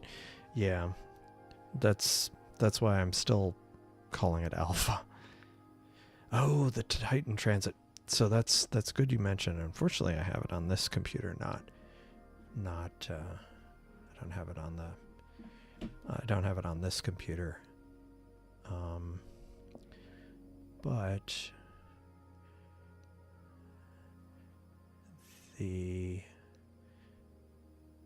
where was it? Oh yeah, Titan shadow transits. Actually, for that I should break out the Cassiopeia, because that's a nice high focal length.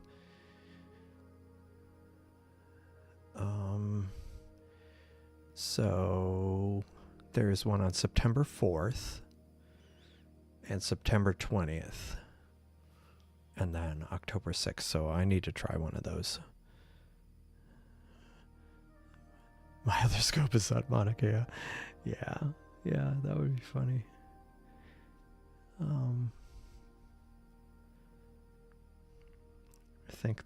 I think I'm about, how close is it to the meridian?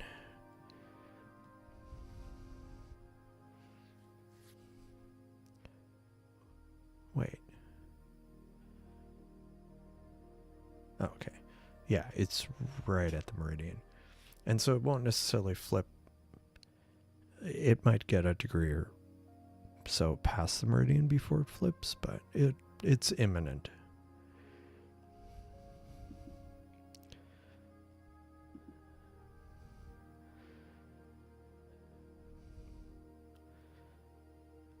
Yeah, the Seestar. It's it's too small. Saturn would be way too small. I'm not even sure I'd try it with the Newtonian. I'd probably try it with my Cassiopeia, because that's like the Newtonian is. So the Seestar, I mean, granted it has a small sensor, but the Seestar is 250 millimeter focal length. This Newtonian is 800 millimeter, and the sensor I have on it has the same pixel pitch as the Seestar sensor, so I'd be able to resolve like proportionally finer things, finer details, like a little over 3 times finer, I guess, theoretically. I forget how that works, but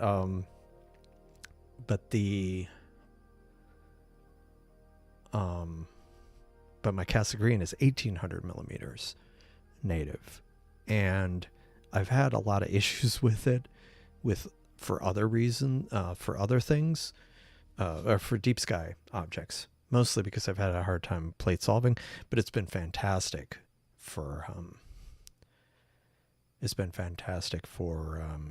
planets. So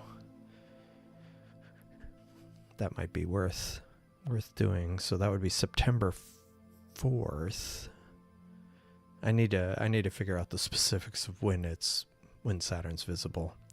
But if it's clear, I'll definitely, and if it's not clear, I don't know. I might have to. I don't want to miss that, because basically Titan's the largest moon of Saturn.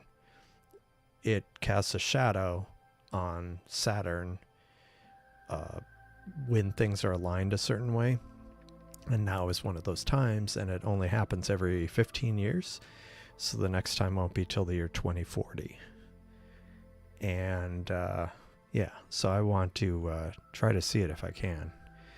So I might have to pack up the Cassiopeia and drive somewhere if it's cloudy here, because I have, if it's clear at Starfront, it won't really help me, because the Seestar is, like you say, it's wouldn't be able to pick up the detail.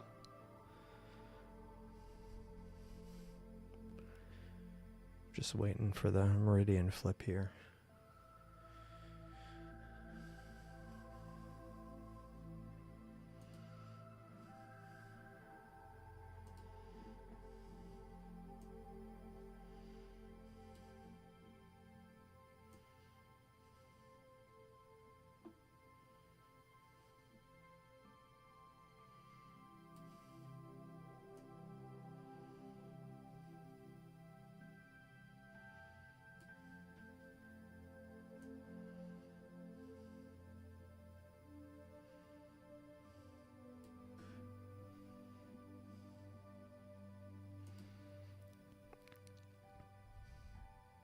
Yeah, yeah. I think Kazakuri was mentioning that earlier. It's yeah. I don't know whatever happened. Of course, you know. Yeah, I don't know. I wouldn't be surprised if it goes nova in the next year, but if it doesn't, then I think I don't know. They'll have to rethink things. What target? I don't know. Put it. What do people want Kazakuri to image with a Seestar in his very nice dark skies?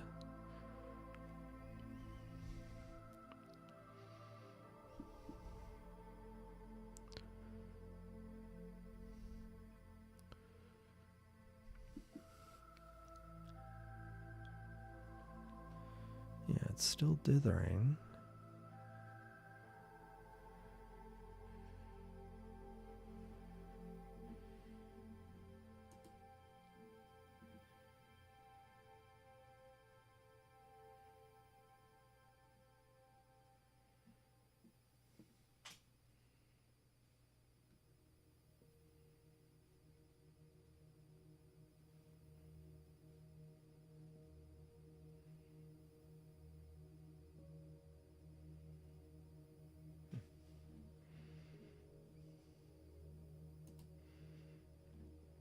But all things considered, I mean, it's a decent sized scope, but still.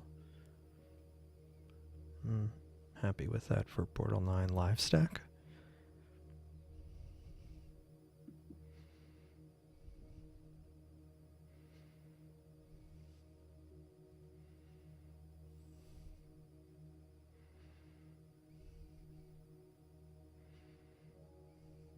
Oh, it's meridian flipping.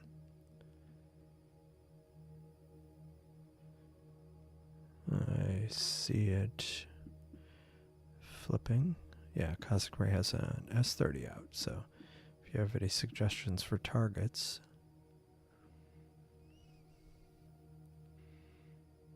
Okay.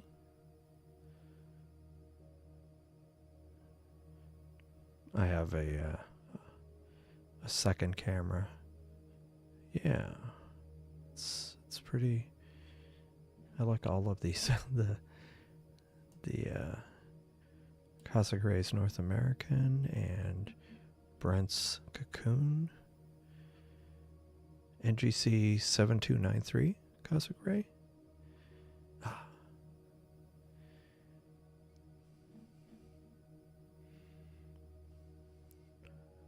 Looks, oh, it's still, so it's triangular, yeah.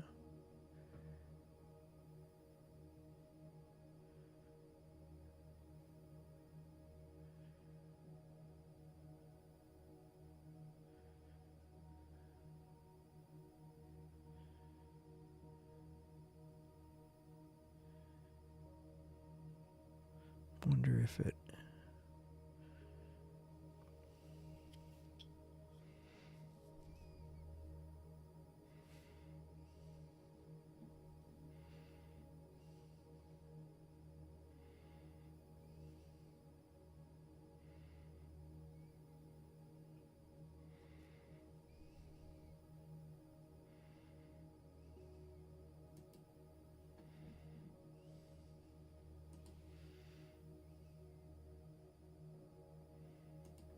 okay, so I'm gonna pause this and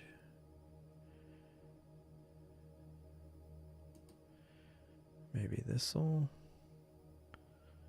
help figure it out. Maybe. I've never done this before with sharp cap.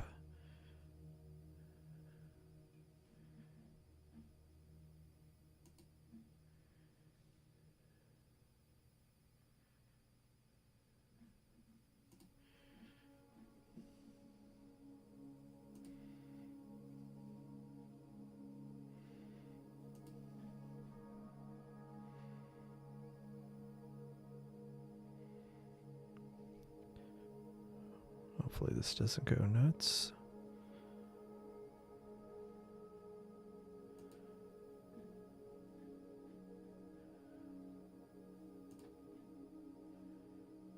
Let's see if this works.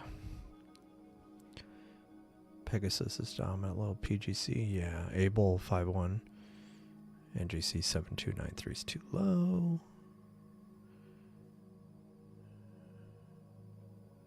Yeah. NGC 7023.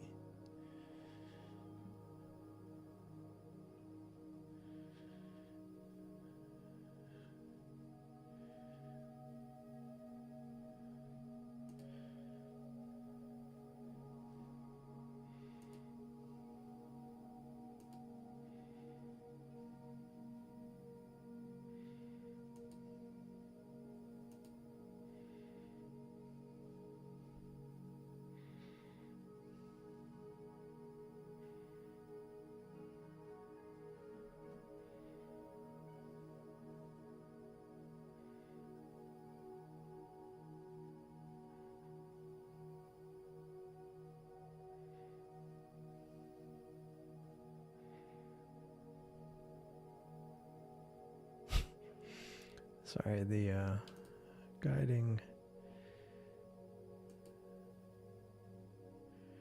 I'll just recalibrate this.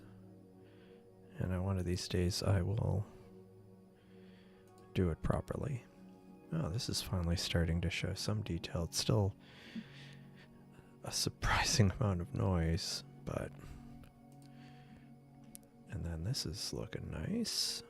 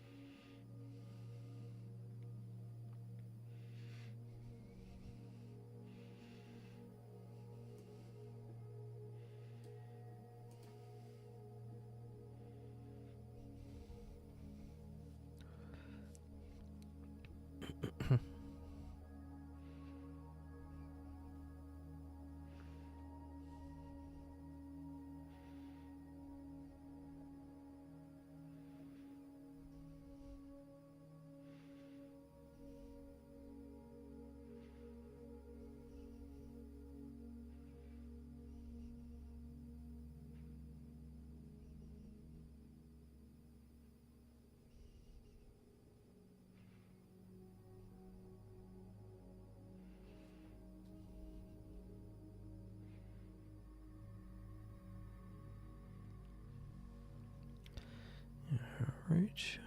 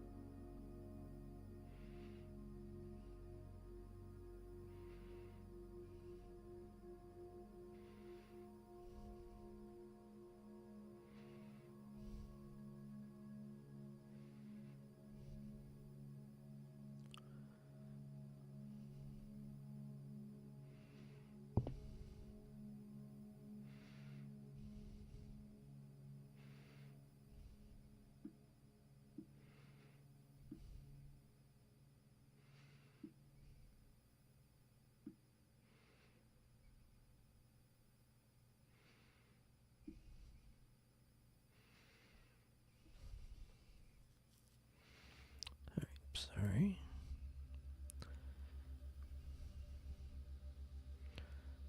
Let's grab then hit it with a hammer. Oh, the Iris Nebula. Nice. Yeah. Yeah, no, but it's...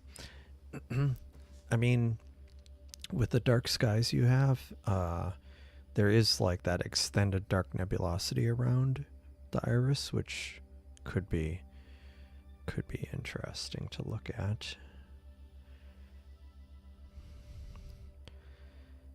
8-inch. I would defer to other people. Echo, echo. Roger, roger. Over, Unger. Oh, nice. Brent's got the Ring Nebula there. Or no, that's the Helix? That's already the Helix?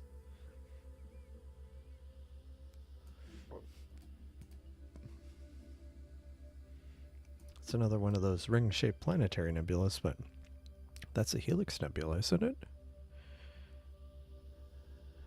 585 sensor. Eye of God, yeah.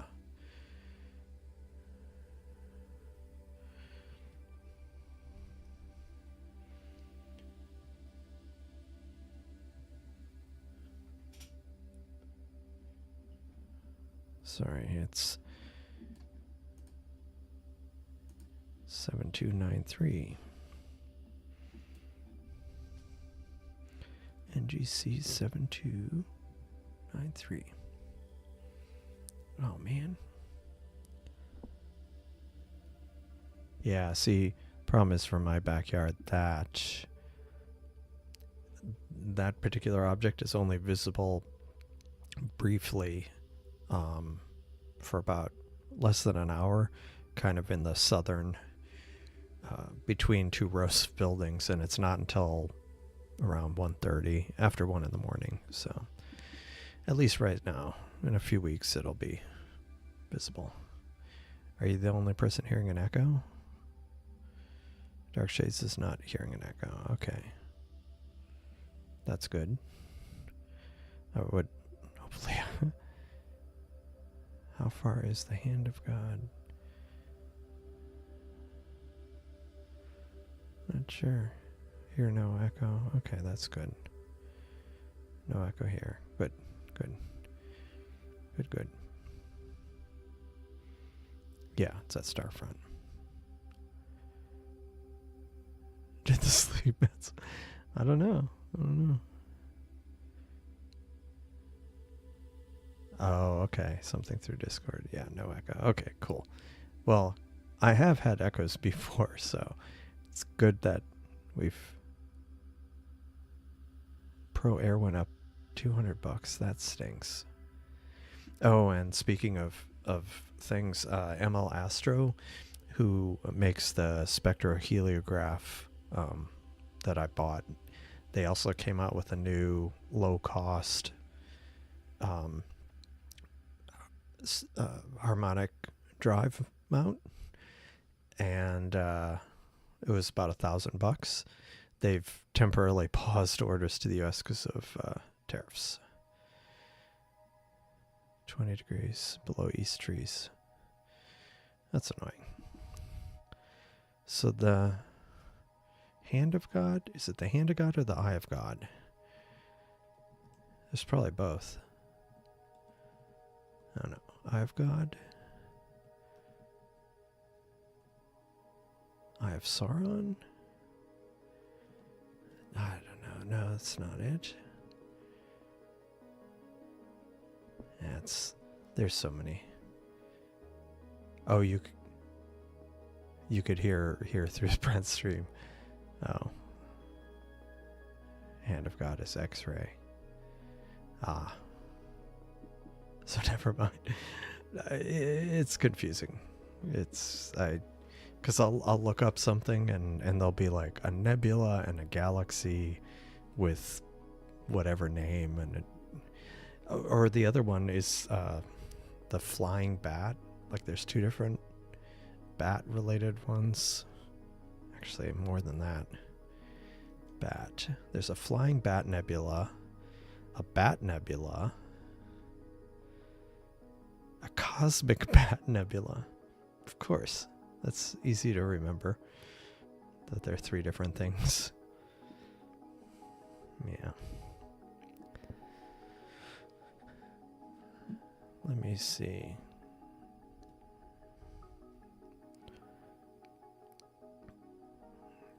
Yeah. Well, I'm glad that's close for you. I would love to have more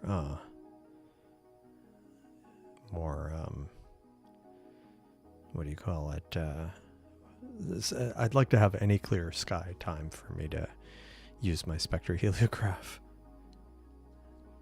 Yeah, strong effect from 3 milligrams. Yeah, that would be. I think you'd want to have that checked out. Okay, this is finally starting to show some detail in the Wizard Nebula. But why is it so grainy? I don't know. I don't know.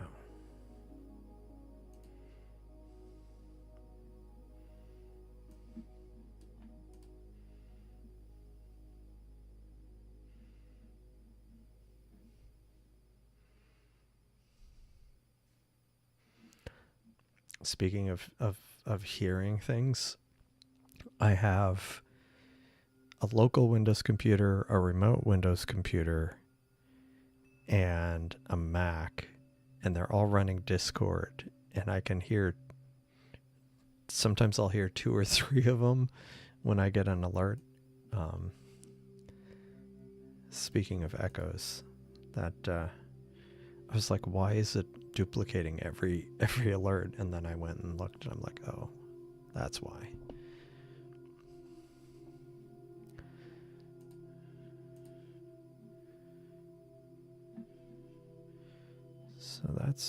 So this is the like I was saying, this is the SV260 filter. I'm pretty happy with that. It's good, giving good results. Now, some of the misalignment, I think, is because since I did the meridian flip and I kind of try to recenter it before resuming, I think it was off a little bit, but that's okay. The subject of interest is where it needs to be, so.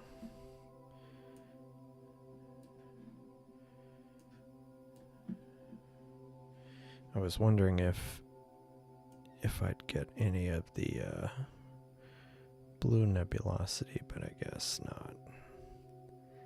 At least not without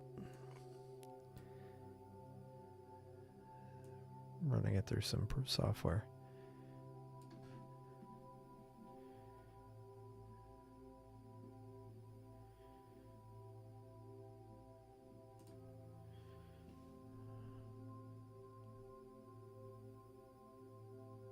Helix. Let me check.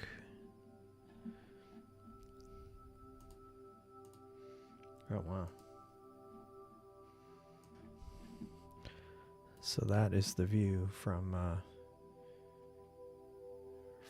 Australia. But like, look at this. That is pretty neat. Got the extended nebulosity. That is cool.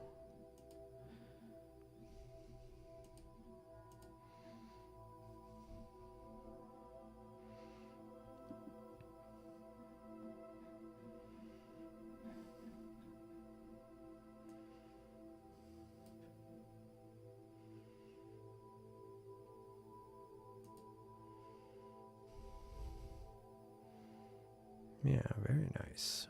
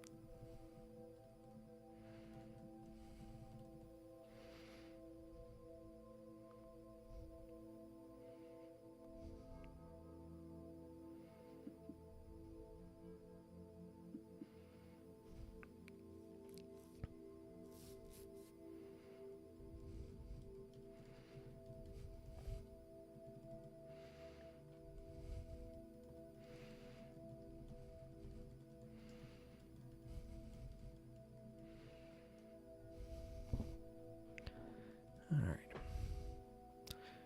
Oh, hello, hello, Jose. Which one are we? Which nebula? Bright green egg. Oh, got a firmware update?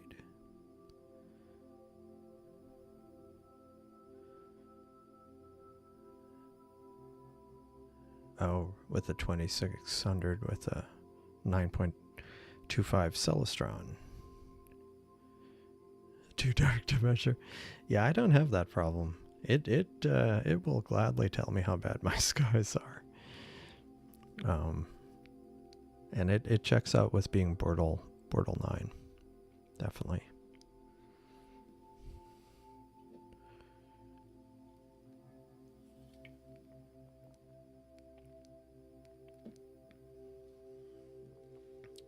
So one thing, last time I used this, I noticed there was a light leak.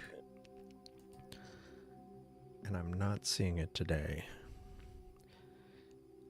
The only thing different is I swapped out the filter, and because I haven't done anything to fix it. So I need to look at that again.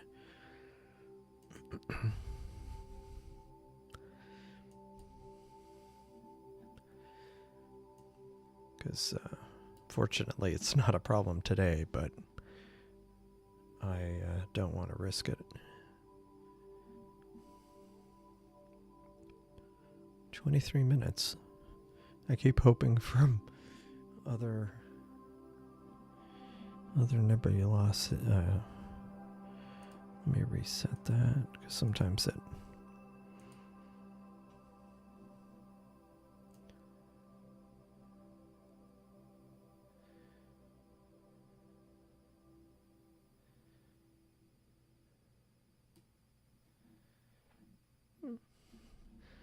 Kind of noisy, but again, Bortle 9. So,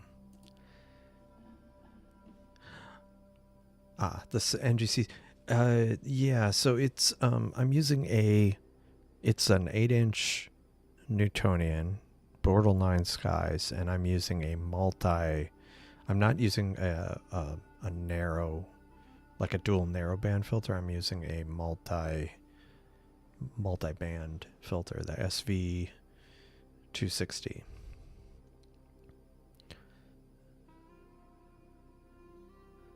So it's got like so it's got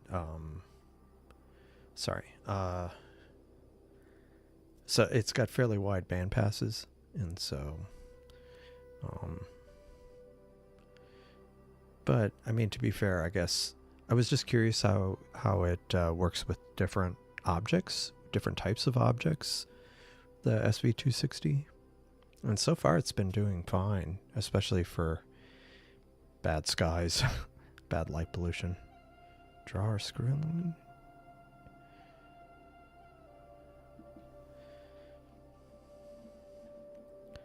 So let me check the other ones. So this is the S30 here locally. Wow, 520 seconds. I might just keep this one going so I don't have to think of something else. And then this is at Starfront. It's so noisy though. For 40 minutes? Not almost 40 minutes, 35 minutes? Like that's, I don't know why it's so noisy. I redid the dark frames, but still noisy.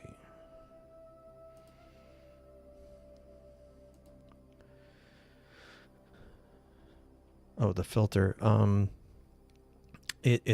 got a filter drawer, and yeah, it screws into the filter drawer. I do have some gaffer tape, and I was meaning to kind of shine a bright light on it, increase the exposure, and then, you know, tape up different bits.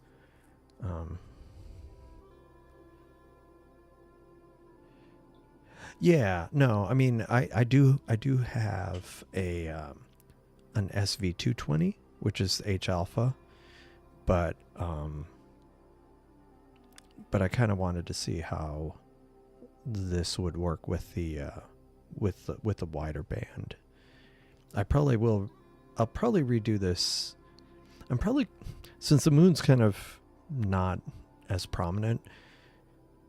I'll probably use this filter again next time, but then as the moon starts interfering, I'm going to switch back to the SV220 and probably re-image this just so I can compare them. It doesn't have the SV 220 doesn't have the narrowest bandpass. It's got 7 nanometer, not like the Optilong L Ultimate, which is 3 nanometer. But it's not too bad. So I'll probably try that next time. From Iris to Tulip, cool. Good night, Der Oberst. Thanks for joining. Have a good rest of your evening.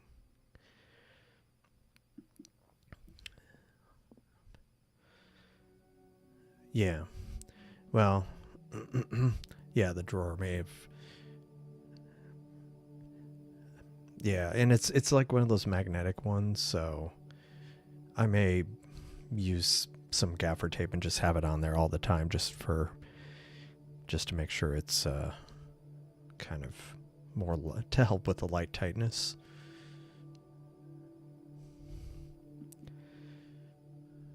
But yeah, definitely need to do that because that was kind of annoying the other day. What else could I try imaging?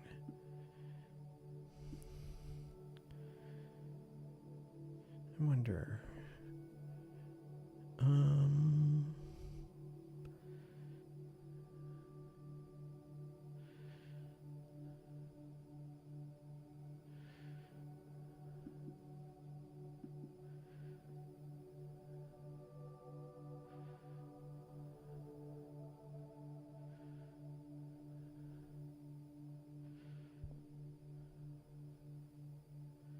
Yeah, maybe I'll do M15, a globular cluster, just to see how that.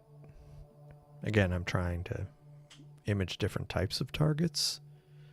Oh yeah, thanks, Jose. Yeah, same to you. Hope you have good skies. Yeah, so I think I'm gonna switch to M15 on this.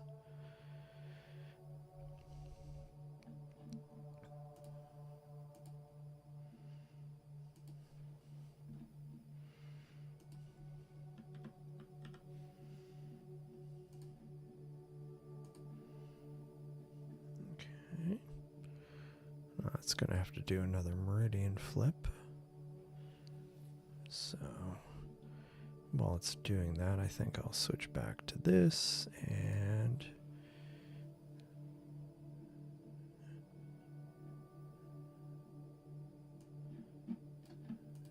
already getting some nice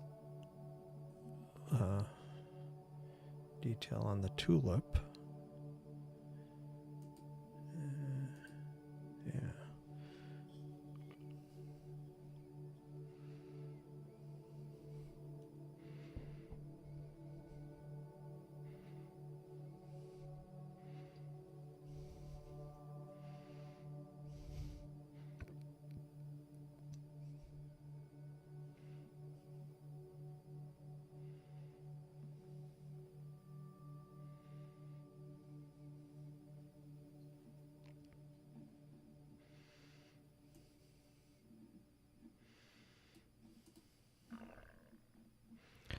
See what that looks like.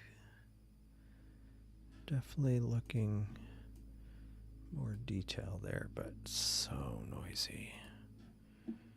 Frustratingly noisy.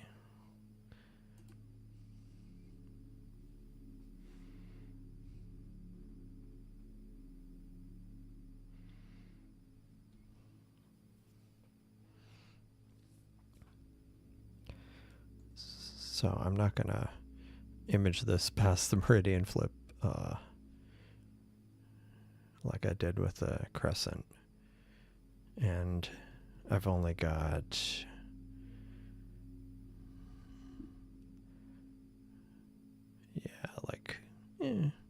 I've got at least half an hour before it gets to the meridian. I don't think I'll be imaging globular cluster that long.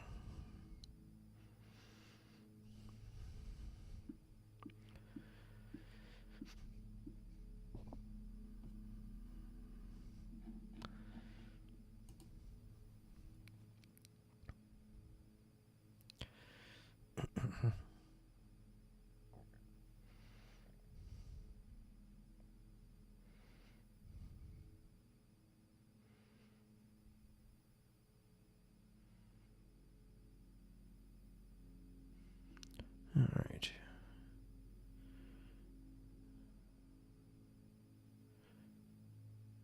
Yeah, I have no idea why it's so noisy. No idea. Oh, welcome back, Astro Chris.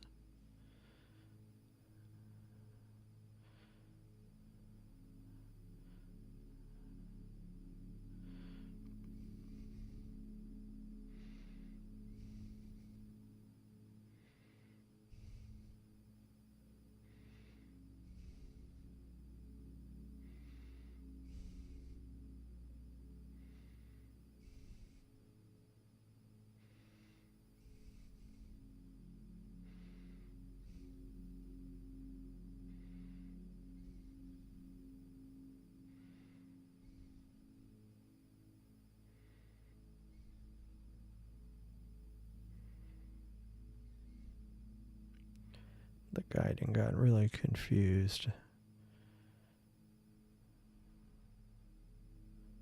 on the reflectors, so on the Newtonian, so I've restarted it.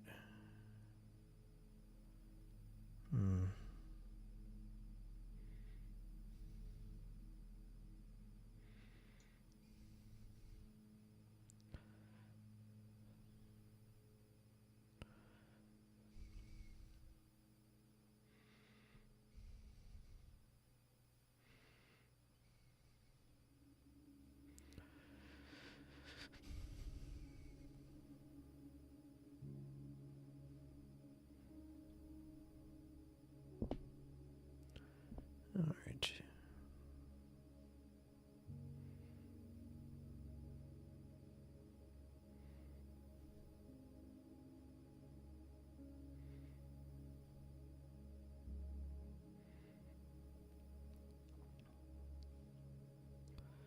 All right, sorry. I'm trying to figure out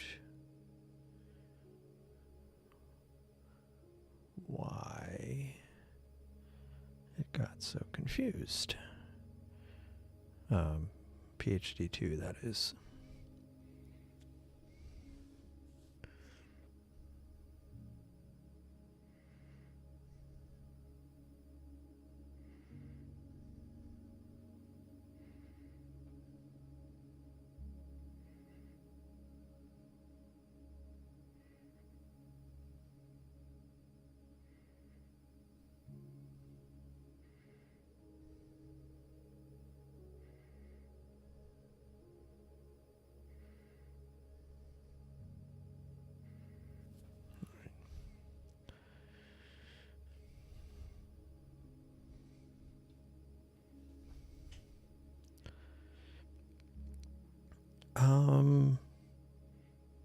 Probably. Yeah, because it's a pretty big target. Nice. Hello, the Wanderer. So what have you what do you think of the dwarf compared to the S50?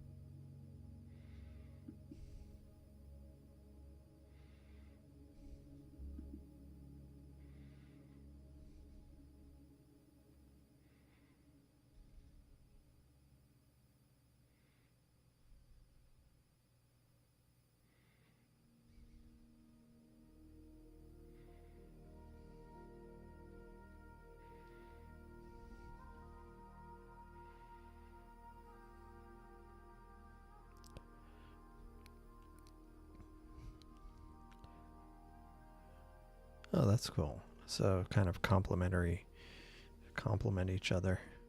Oh, cool. Oh, that is awesome. To be in dark skies most of the time. That is really awesome. And plus, yeah, those are great portable scopes. That's pretty cool.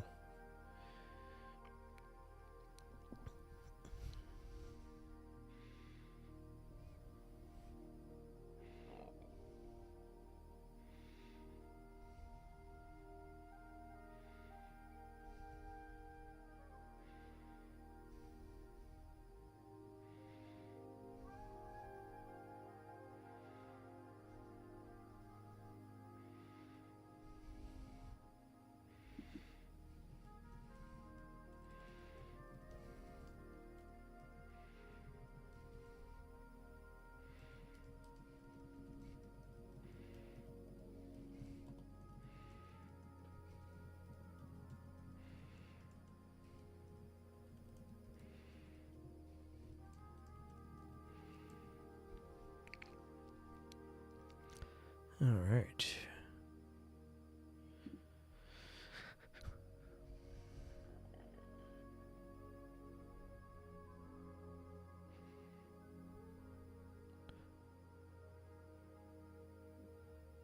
Nice. Yeah, curious how. Hopefully that should be. Yeah, I mean it's a pretty bright target. Yeah, it's a pretty bright target. Oh, that's awesome. That is awesome. Yeah, that's a beautiful area. I haven't actually been to Yellowstone, but I've been to Idaho and Wyoming. Just haven't been in Yellowstone. Yeah.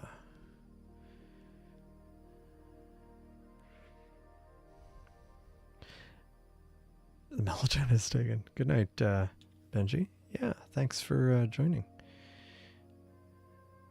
So, yeah. So as far as me, I am. Well, these two are from Cosmic Ray and Brand, who are elsewhere, but I'm in Houston, Texas, and this wizard is over, so I need to find another target. This telescope is at Starfront, which is also in Texas, but in a darker sky. This one's in a Bortle 9 in my backyard, so pretty bad. All right, so let me see. It is having some hard. It is having a time of it, so let me try to get some data on this before it changes its mind. I think I'll bump it down to 8 seconds. To the eye of God. Oh, there we are.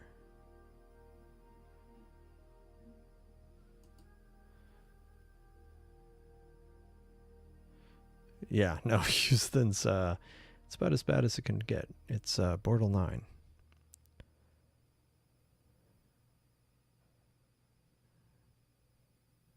Oh, nice.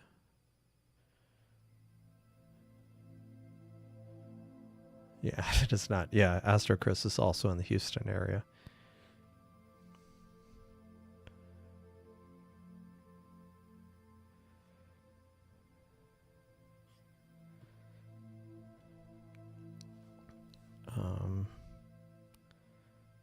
Okay, let me. There we go.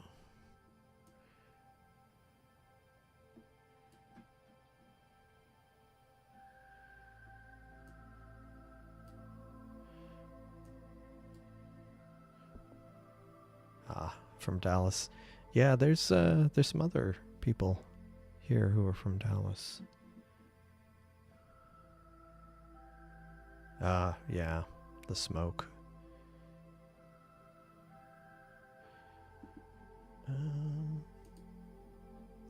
Yeah, that's been the smoke has been the bane of many people's astrophotography recently.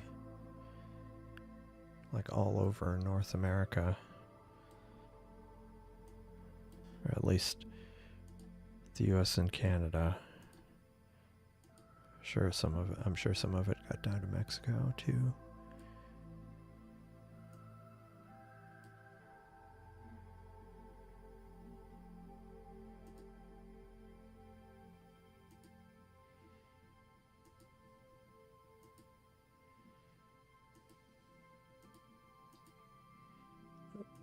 Too far in. Let's just stick to 75%.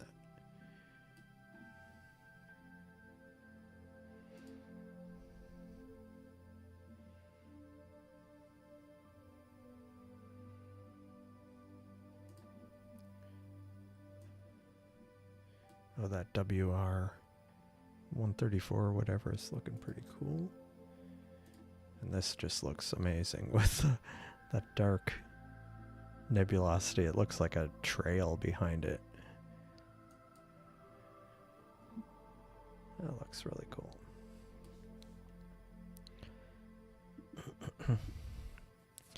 Which I think that's my cue for those if you haven't joined the Discord server.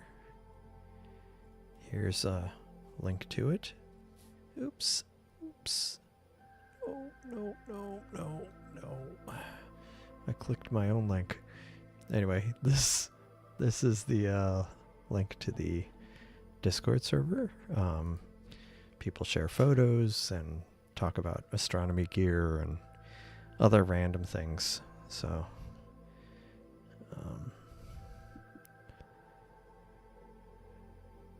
yeah, this is looking nice.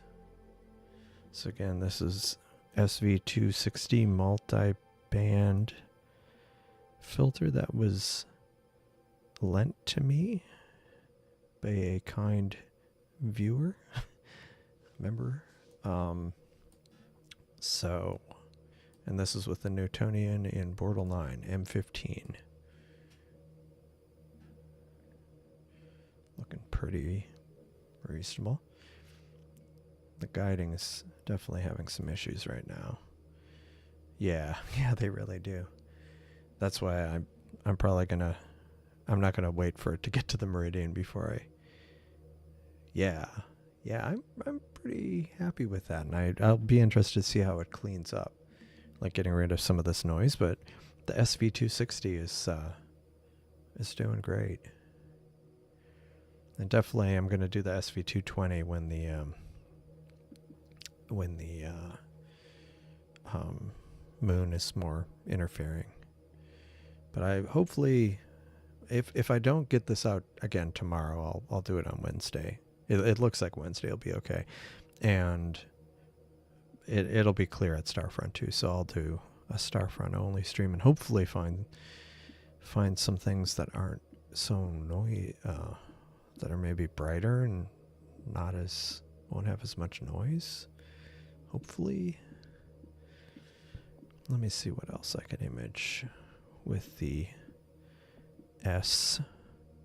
with the Newtonian locally.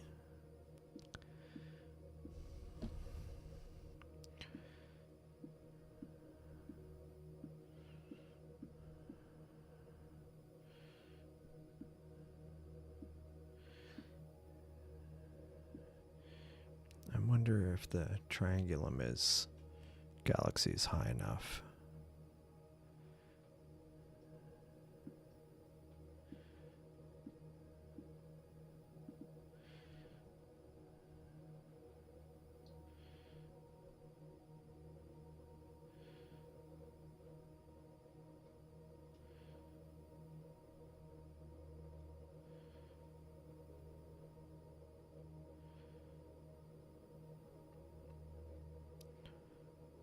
Well, I'll go ahead and... Or do I want to try this?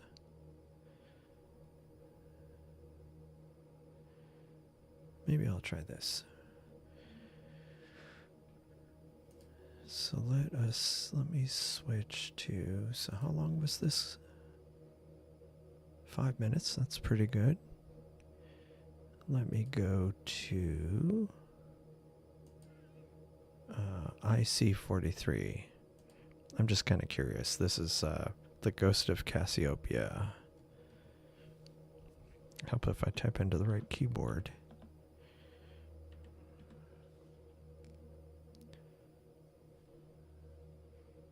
Does not have IC63. Oh. Forgot. I have to, in SharpCap, I have to fully qualify. So let's try, yeah, let's try that. I'm kind of curious how that will look on this scope. It'll definitely, yeah, it'll be interesting to see.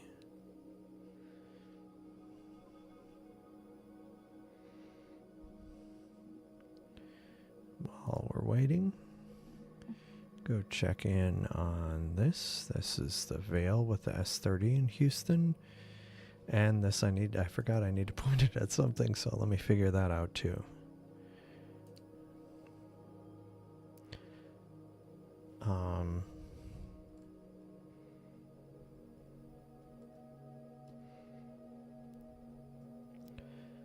So let's see what would be a good one for Starfront.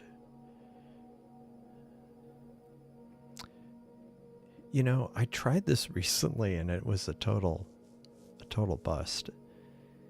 And I don't know why. It was at Starfront, so I'm going to try it again. I'm going to try the Pac-Man Nebula. And I don't know why it was a bust, because I've gotten reasonable results here with it. But I have no idea why it was producing bad results there.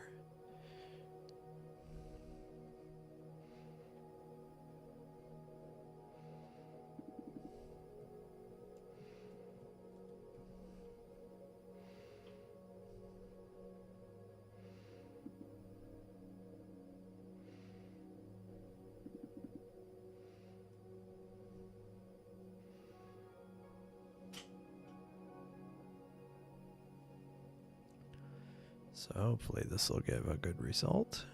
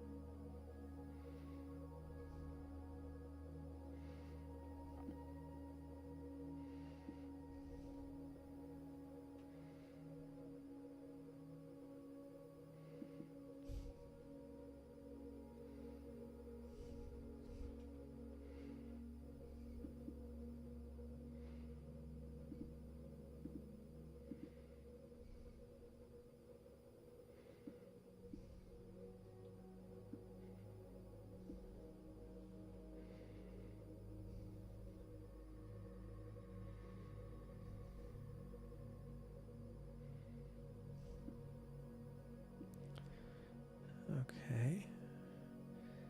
Yeah, it just still seems noisier than I would have expected.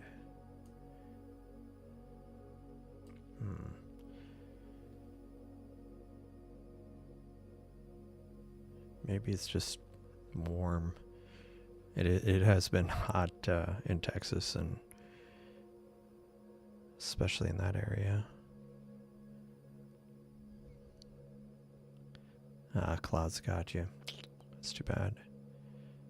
Oh, nice. Yeah, I mean, I've got decent ones, but again, I don't understand why I've got so much noise on this. Like, I've gotten better results at times from here. Like, that's pretty rough.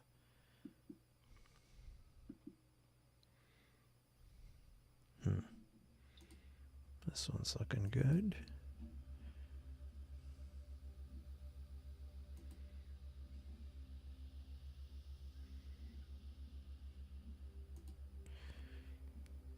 So here I'm imaging the ghost of Cassiopeia, and I put the overlay so we can see where it's supposed to be. But I'm not sure how well this will show up. So far it's looking a bit noisy, but this isn't really, it's probably a better target for narrowband. Oh yeah, yeah, that'll do it. That'll do it.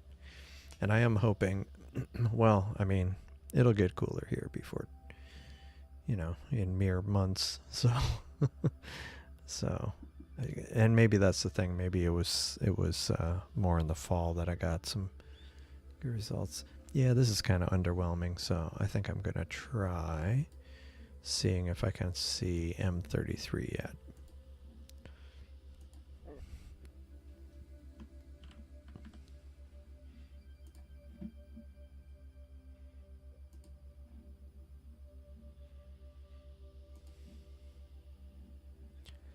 And I will bring this, and I will bring this, and I will bring up these.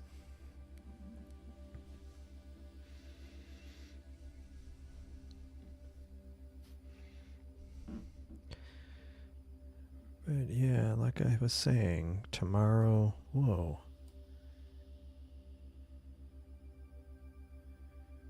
Like I was saying, tomorrow I will probably do a live stream just from Starfront, and then the following day, hopefully from here and there. But we'll see. All depends on the weather, which it has been very unpredictable recently. Nice M15 cosmic ray.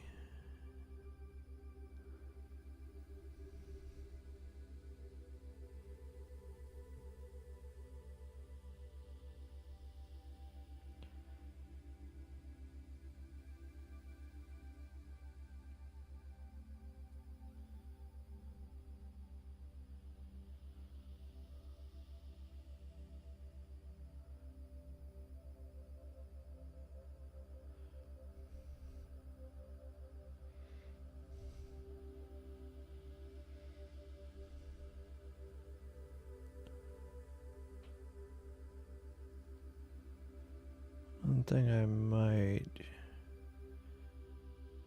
when I get the Cassiopeia out, if I do that for Saturn, I'm gonna have to make sure I get the guide scope set up.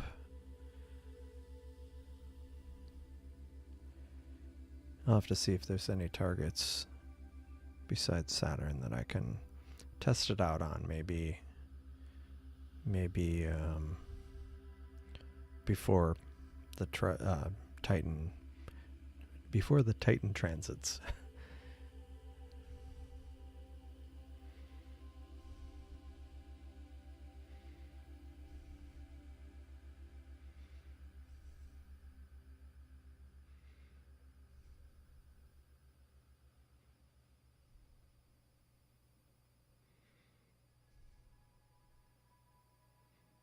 Okay.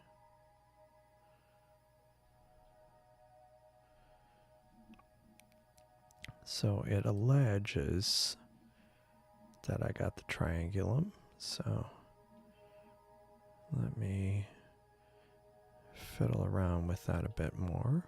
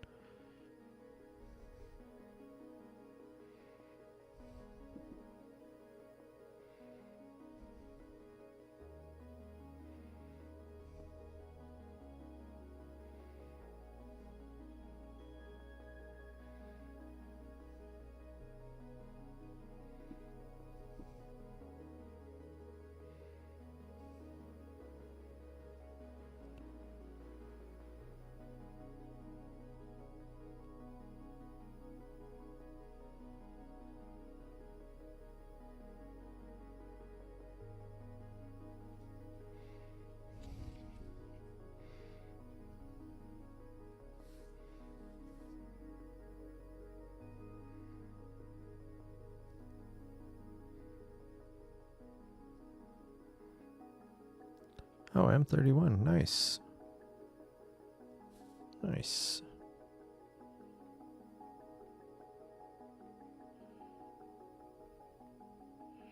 Are you talking about my Cassegrain? I mean, it's not a Schmidt Cassegrain, but it's a Cassegrain. I use a mini PC for that, and usually Sharp Cap. I tend to use Sharp Cap a lot, mostly because I don't know. I liked how it. Well, like with Nina, you can live stack if you get the nightly version, but Sharp Cap does live stacking as it does the solar stacking, lunar stacking, planetary stacking, and some of the features are only in the Pro version, but it's like $18 or $15 a year. So I was like, yeah, I gladly pay that. So yeah, I tend to use Sharp Cap, and yeah, like right here. So I've got, let me bring it up. So this is in Sharp Cap. I have it hooked up to my focuser, or my focuser, my mount. It does autofocus. It has a planner, but it's not as, yeah, I don't know. I've never used the planner. But for what I do, it's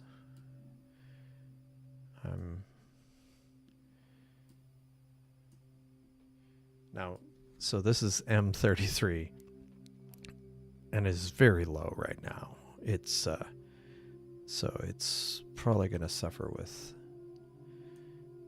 light pollution. So, oh, and what I did with the other galaxy is I just ended up not doing the other normalization, and I just did the color normalization. Maybe that'll be better. Oh, couldn't get Sharp Cap? Yeah, that's too bad. Yeah, that's what I use. But I only have the two mounts, the GTI and the Juway mount, and that worked fine. It worked fine for both.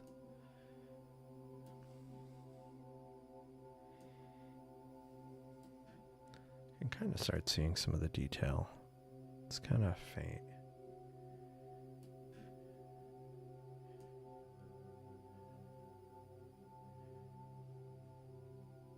Yeah. Yes, I loaded the full ASCOM stack, and then I loaded like I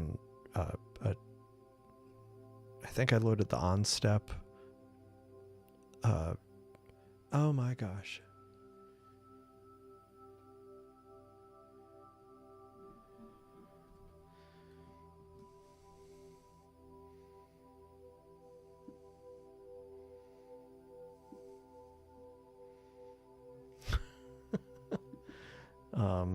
Sorry, I just saw something in the camera right near one of my telescope, right near the telescope.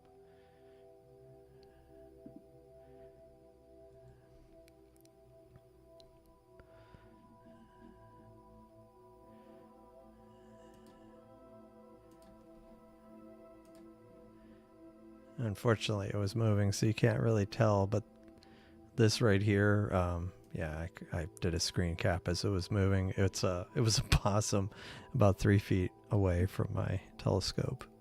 I think, oh, my daughter was growing these bell peppers in the backyard, and they were starting to get ripe, and two of them turned red, and she noticed this morning that one of them was gone. And there were just a few fragments of pepper scattered around, bell pepper. And I wonder if it was we weren't sure if it was a raccoon, but maybe it was a possum. Yeah. Yep. But yeah, I had to load the ASCOM stuff. On step driver. I loaded a driver for my camera. Yeah. I think I had to do that. Yeah, I'm doing M33. Yeah. Yeah, well, there it is again.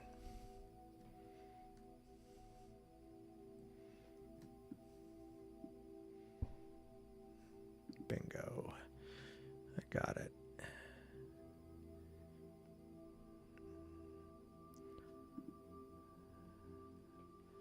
There we go. Oh, it's still there. It's eating some of the plants.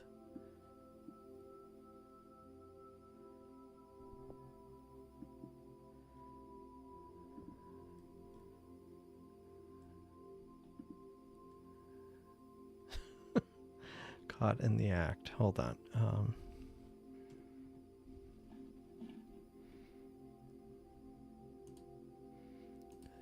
Call it the possum cam here. But yeah, this is, I'm looking at it and it's like 3 feet from the telescope.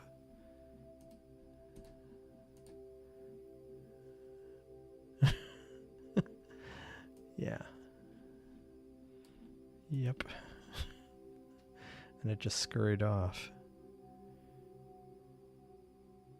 Oh.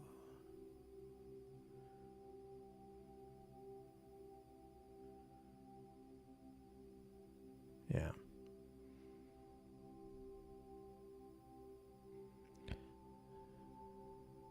Maybe it's not a possum. Anyway. Need peppers for your barbecue. Oh, nice. Nice. That's cool.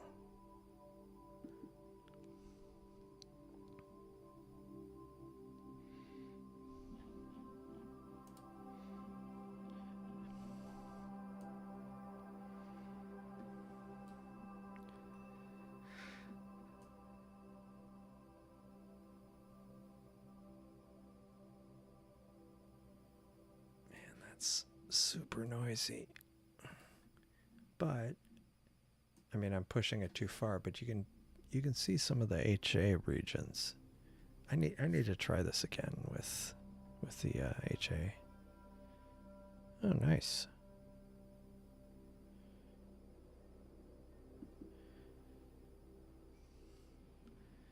Yeah, I might have to pick another target here. Oh, I forgot. How's the Pac-Man looking? I guess it's okay. Just a lot noisier than I would have liked.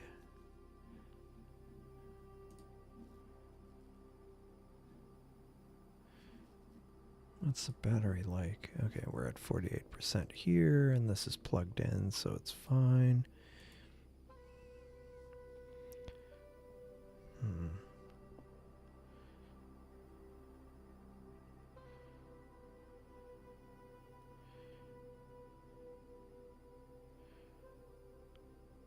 You know, I'm tempted to try the Pac-Man nebula with the Newtonian. South of Y Wisdom. Oh, Glacier, nice. How does it compare to the Carbon Star? It's a great question. Probably better. The Carbon Star probably has. Well, it's a little lighter because it's carbon fiber. I think it's got the secondary might be bigger, maybe better spider vane and focuser probably. I had thought about it. I'm not sure if it was like I got the Skywatcher for like 700 and some, a bit over 700, 750, less than 750, and so I wasn't sure that the Carbon Star would, you know, $400 plus more was worth it. But it looks like a great scope. I might get one eventually. I don't know. But And there's cheaper ones, like there was the ones that are kind of rebranded QSO, ones that are just over $600. And the Skywatcher's suggested retail price is like $900, and so it kind of falls right between those, the Carbon Star and the QSOs. But since it had this discount, I was like, it's closer to the QSO in price. I'm like, yeah, I'll just get this. And if I need to upgrade pieces the way I figured, like if I have to replace the focuser, I can replace a lot of pieces on this before I hit the price of the Carbon Star. Oh, interesting.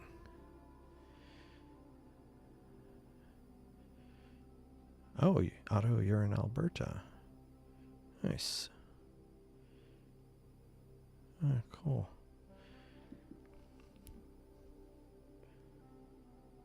Yeah. And meanwhile, Cosmic Ray has already gotten a pretty good, after 4 subs, has already gotten a good M33 here. Whereas, yeah, I'm struggling with this one. Probably the bad skies, and then, yeah, it's low, so that's not helping. So I'm gonna try moving this one to the Pac-Man Nebula, just for grins.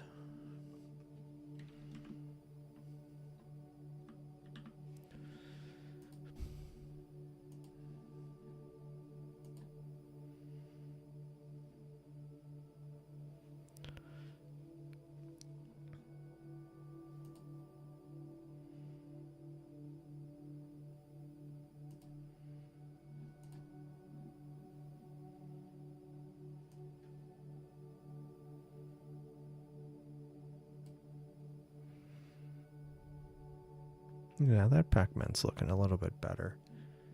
Not as rough, but still a lot of noise for Starfront. But maybe it's all thermal. How warm is it there now? It's 81 here. And there it is. Yeah, it's about the same. So I don't know.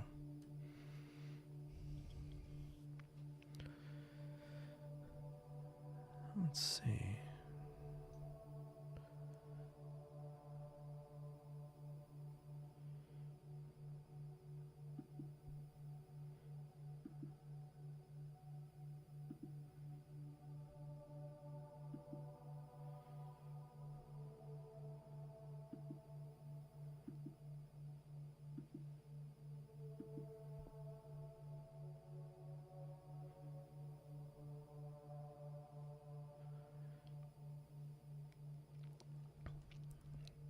Oops. So let's see what else. Card sense a small sleepy town. Those can be cool.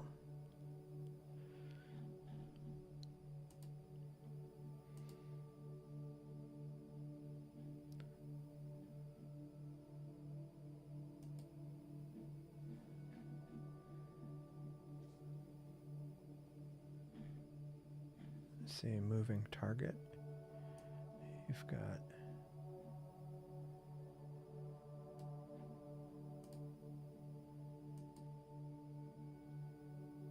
man, why is this so noisy? What's my gain setting? I'm just doing the default gain. I have 80 at Starfront on the S50 and 200 on the S30. Oh, that's cool. Yeah, it's clouds, the bane of our existence.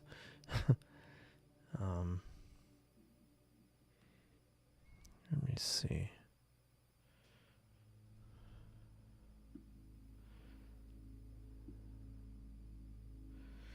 Now this is the Pac-Man. So I'm doing so this is with a narrowband filter on the S50 at Starfront. Not sure about all the noise, but this is the beginning of, this is a couple minutes on the Newtonian shooting with multi-band filter on Pac-Man.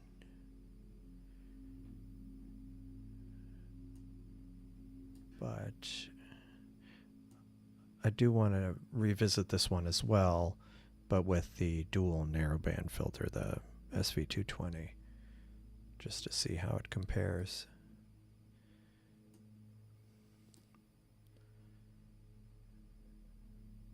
I'm going to let that run for a bit. I mean, I can see the structure, but just like I was saying, like I said a few times, I'm just trying to image a variety of targets.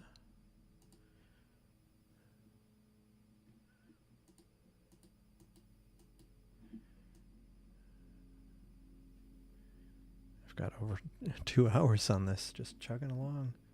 It's on the S30 in the backyard. Actually, that reminds me, how much more time do I have before it goes behind a building?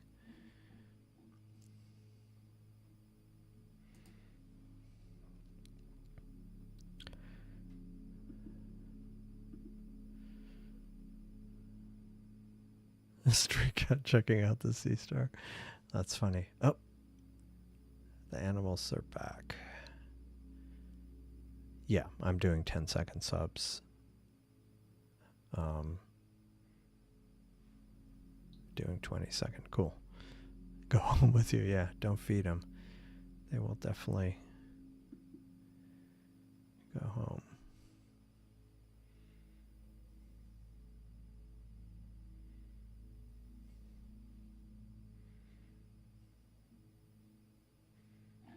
What's going on here?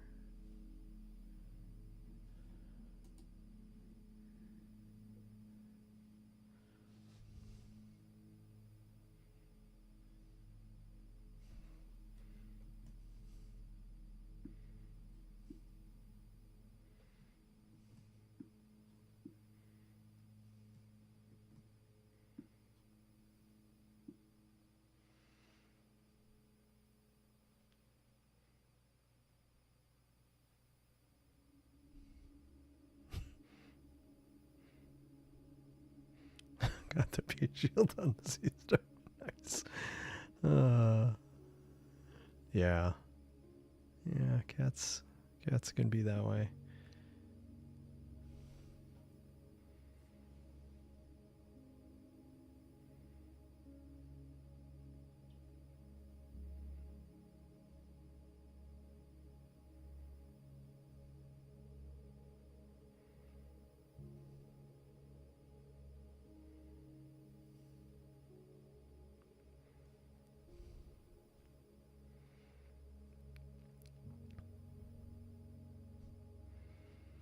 Yeah, actually, I keep forgetting, but it's Monday, and I probably should wrap up the stream at some point so I can go to bed.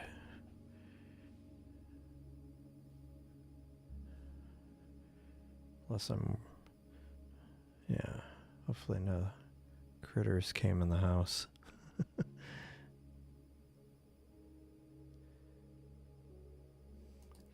So this is looking okay. This is looking good. This I've only got 5 minutes on it, so it's kind of hard to tell. Definitely has a bit of gradient, but this is on multi-band, so not surprising. Might be near building, so that's probably not helping. Yeah, it's I think it's getting some light. I mean straight light. Still not too bad. I'm gonna try it again. Try this with a narrow band probably in a few days.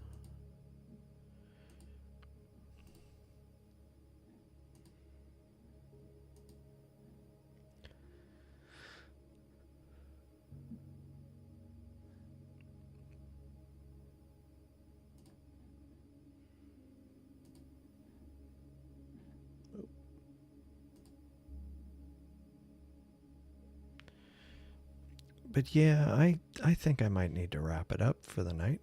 Good evening, Brent. Or good night, Brent. Have a good rest of your evening. I think I might have to wrap it up too, because I got to bring in an S30, the two telescopes, and because I have calls in the morning. So, yeah, I think I'm going to leave it at that. If you haven't liked and subscribed, like and subscribe, because I will probably, hopefully, weather permitting, do a live stream tomorrow and or Wednesday. So keep an eye out for that. I need to figure something out so I'm not like going long, a week or two without a live stream, because ideally I'd like to have at least 2 live streams a week, but the weather has not been cooperative. Yeah, good night, Stephen. See you, Nat. Yeah, that would be awesome. Yeah, thanks. Thanks, Otto. Thanks for joining. Thanks, everybody, for joining. And thanks, Astro Chris, of course, for the super chat. I appreciate it.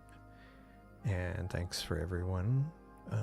Like, subscribe, and I will see you on the next one.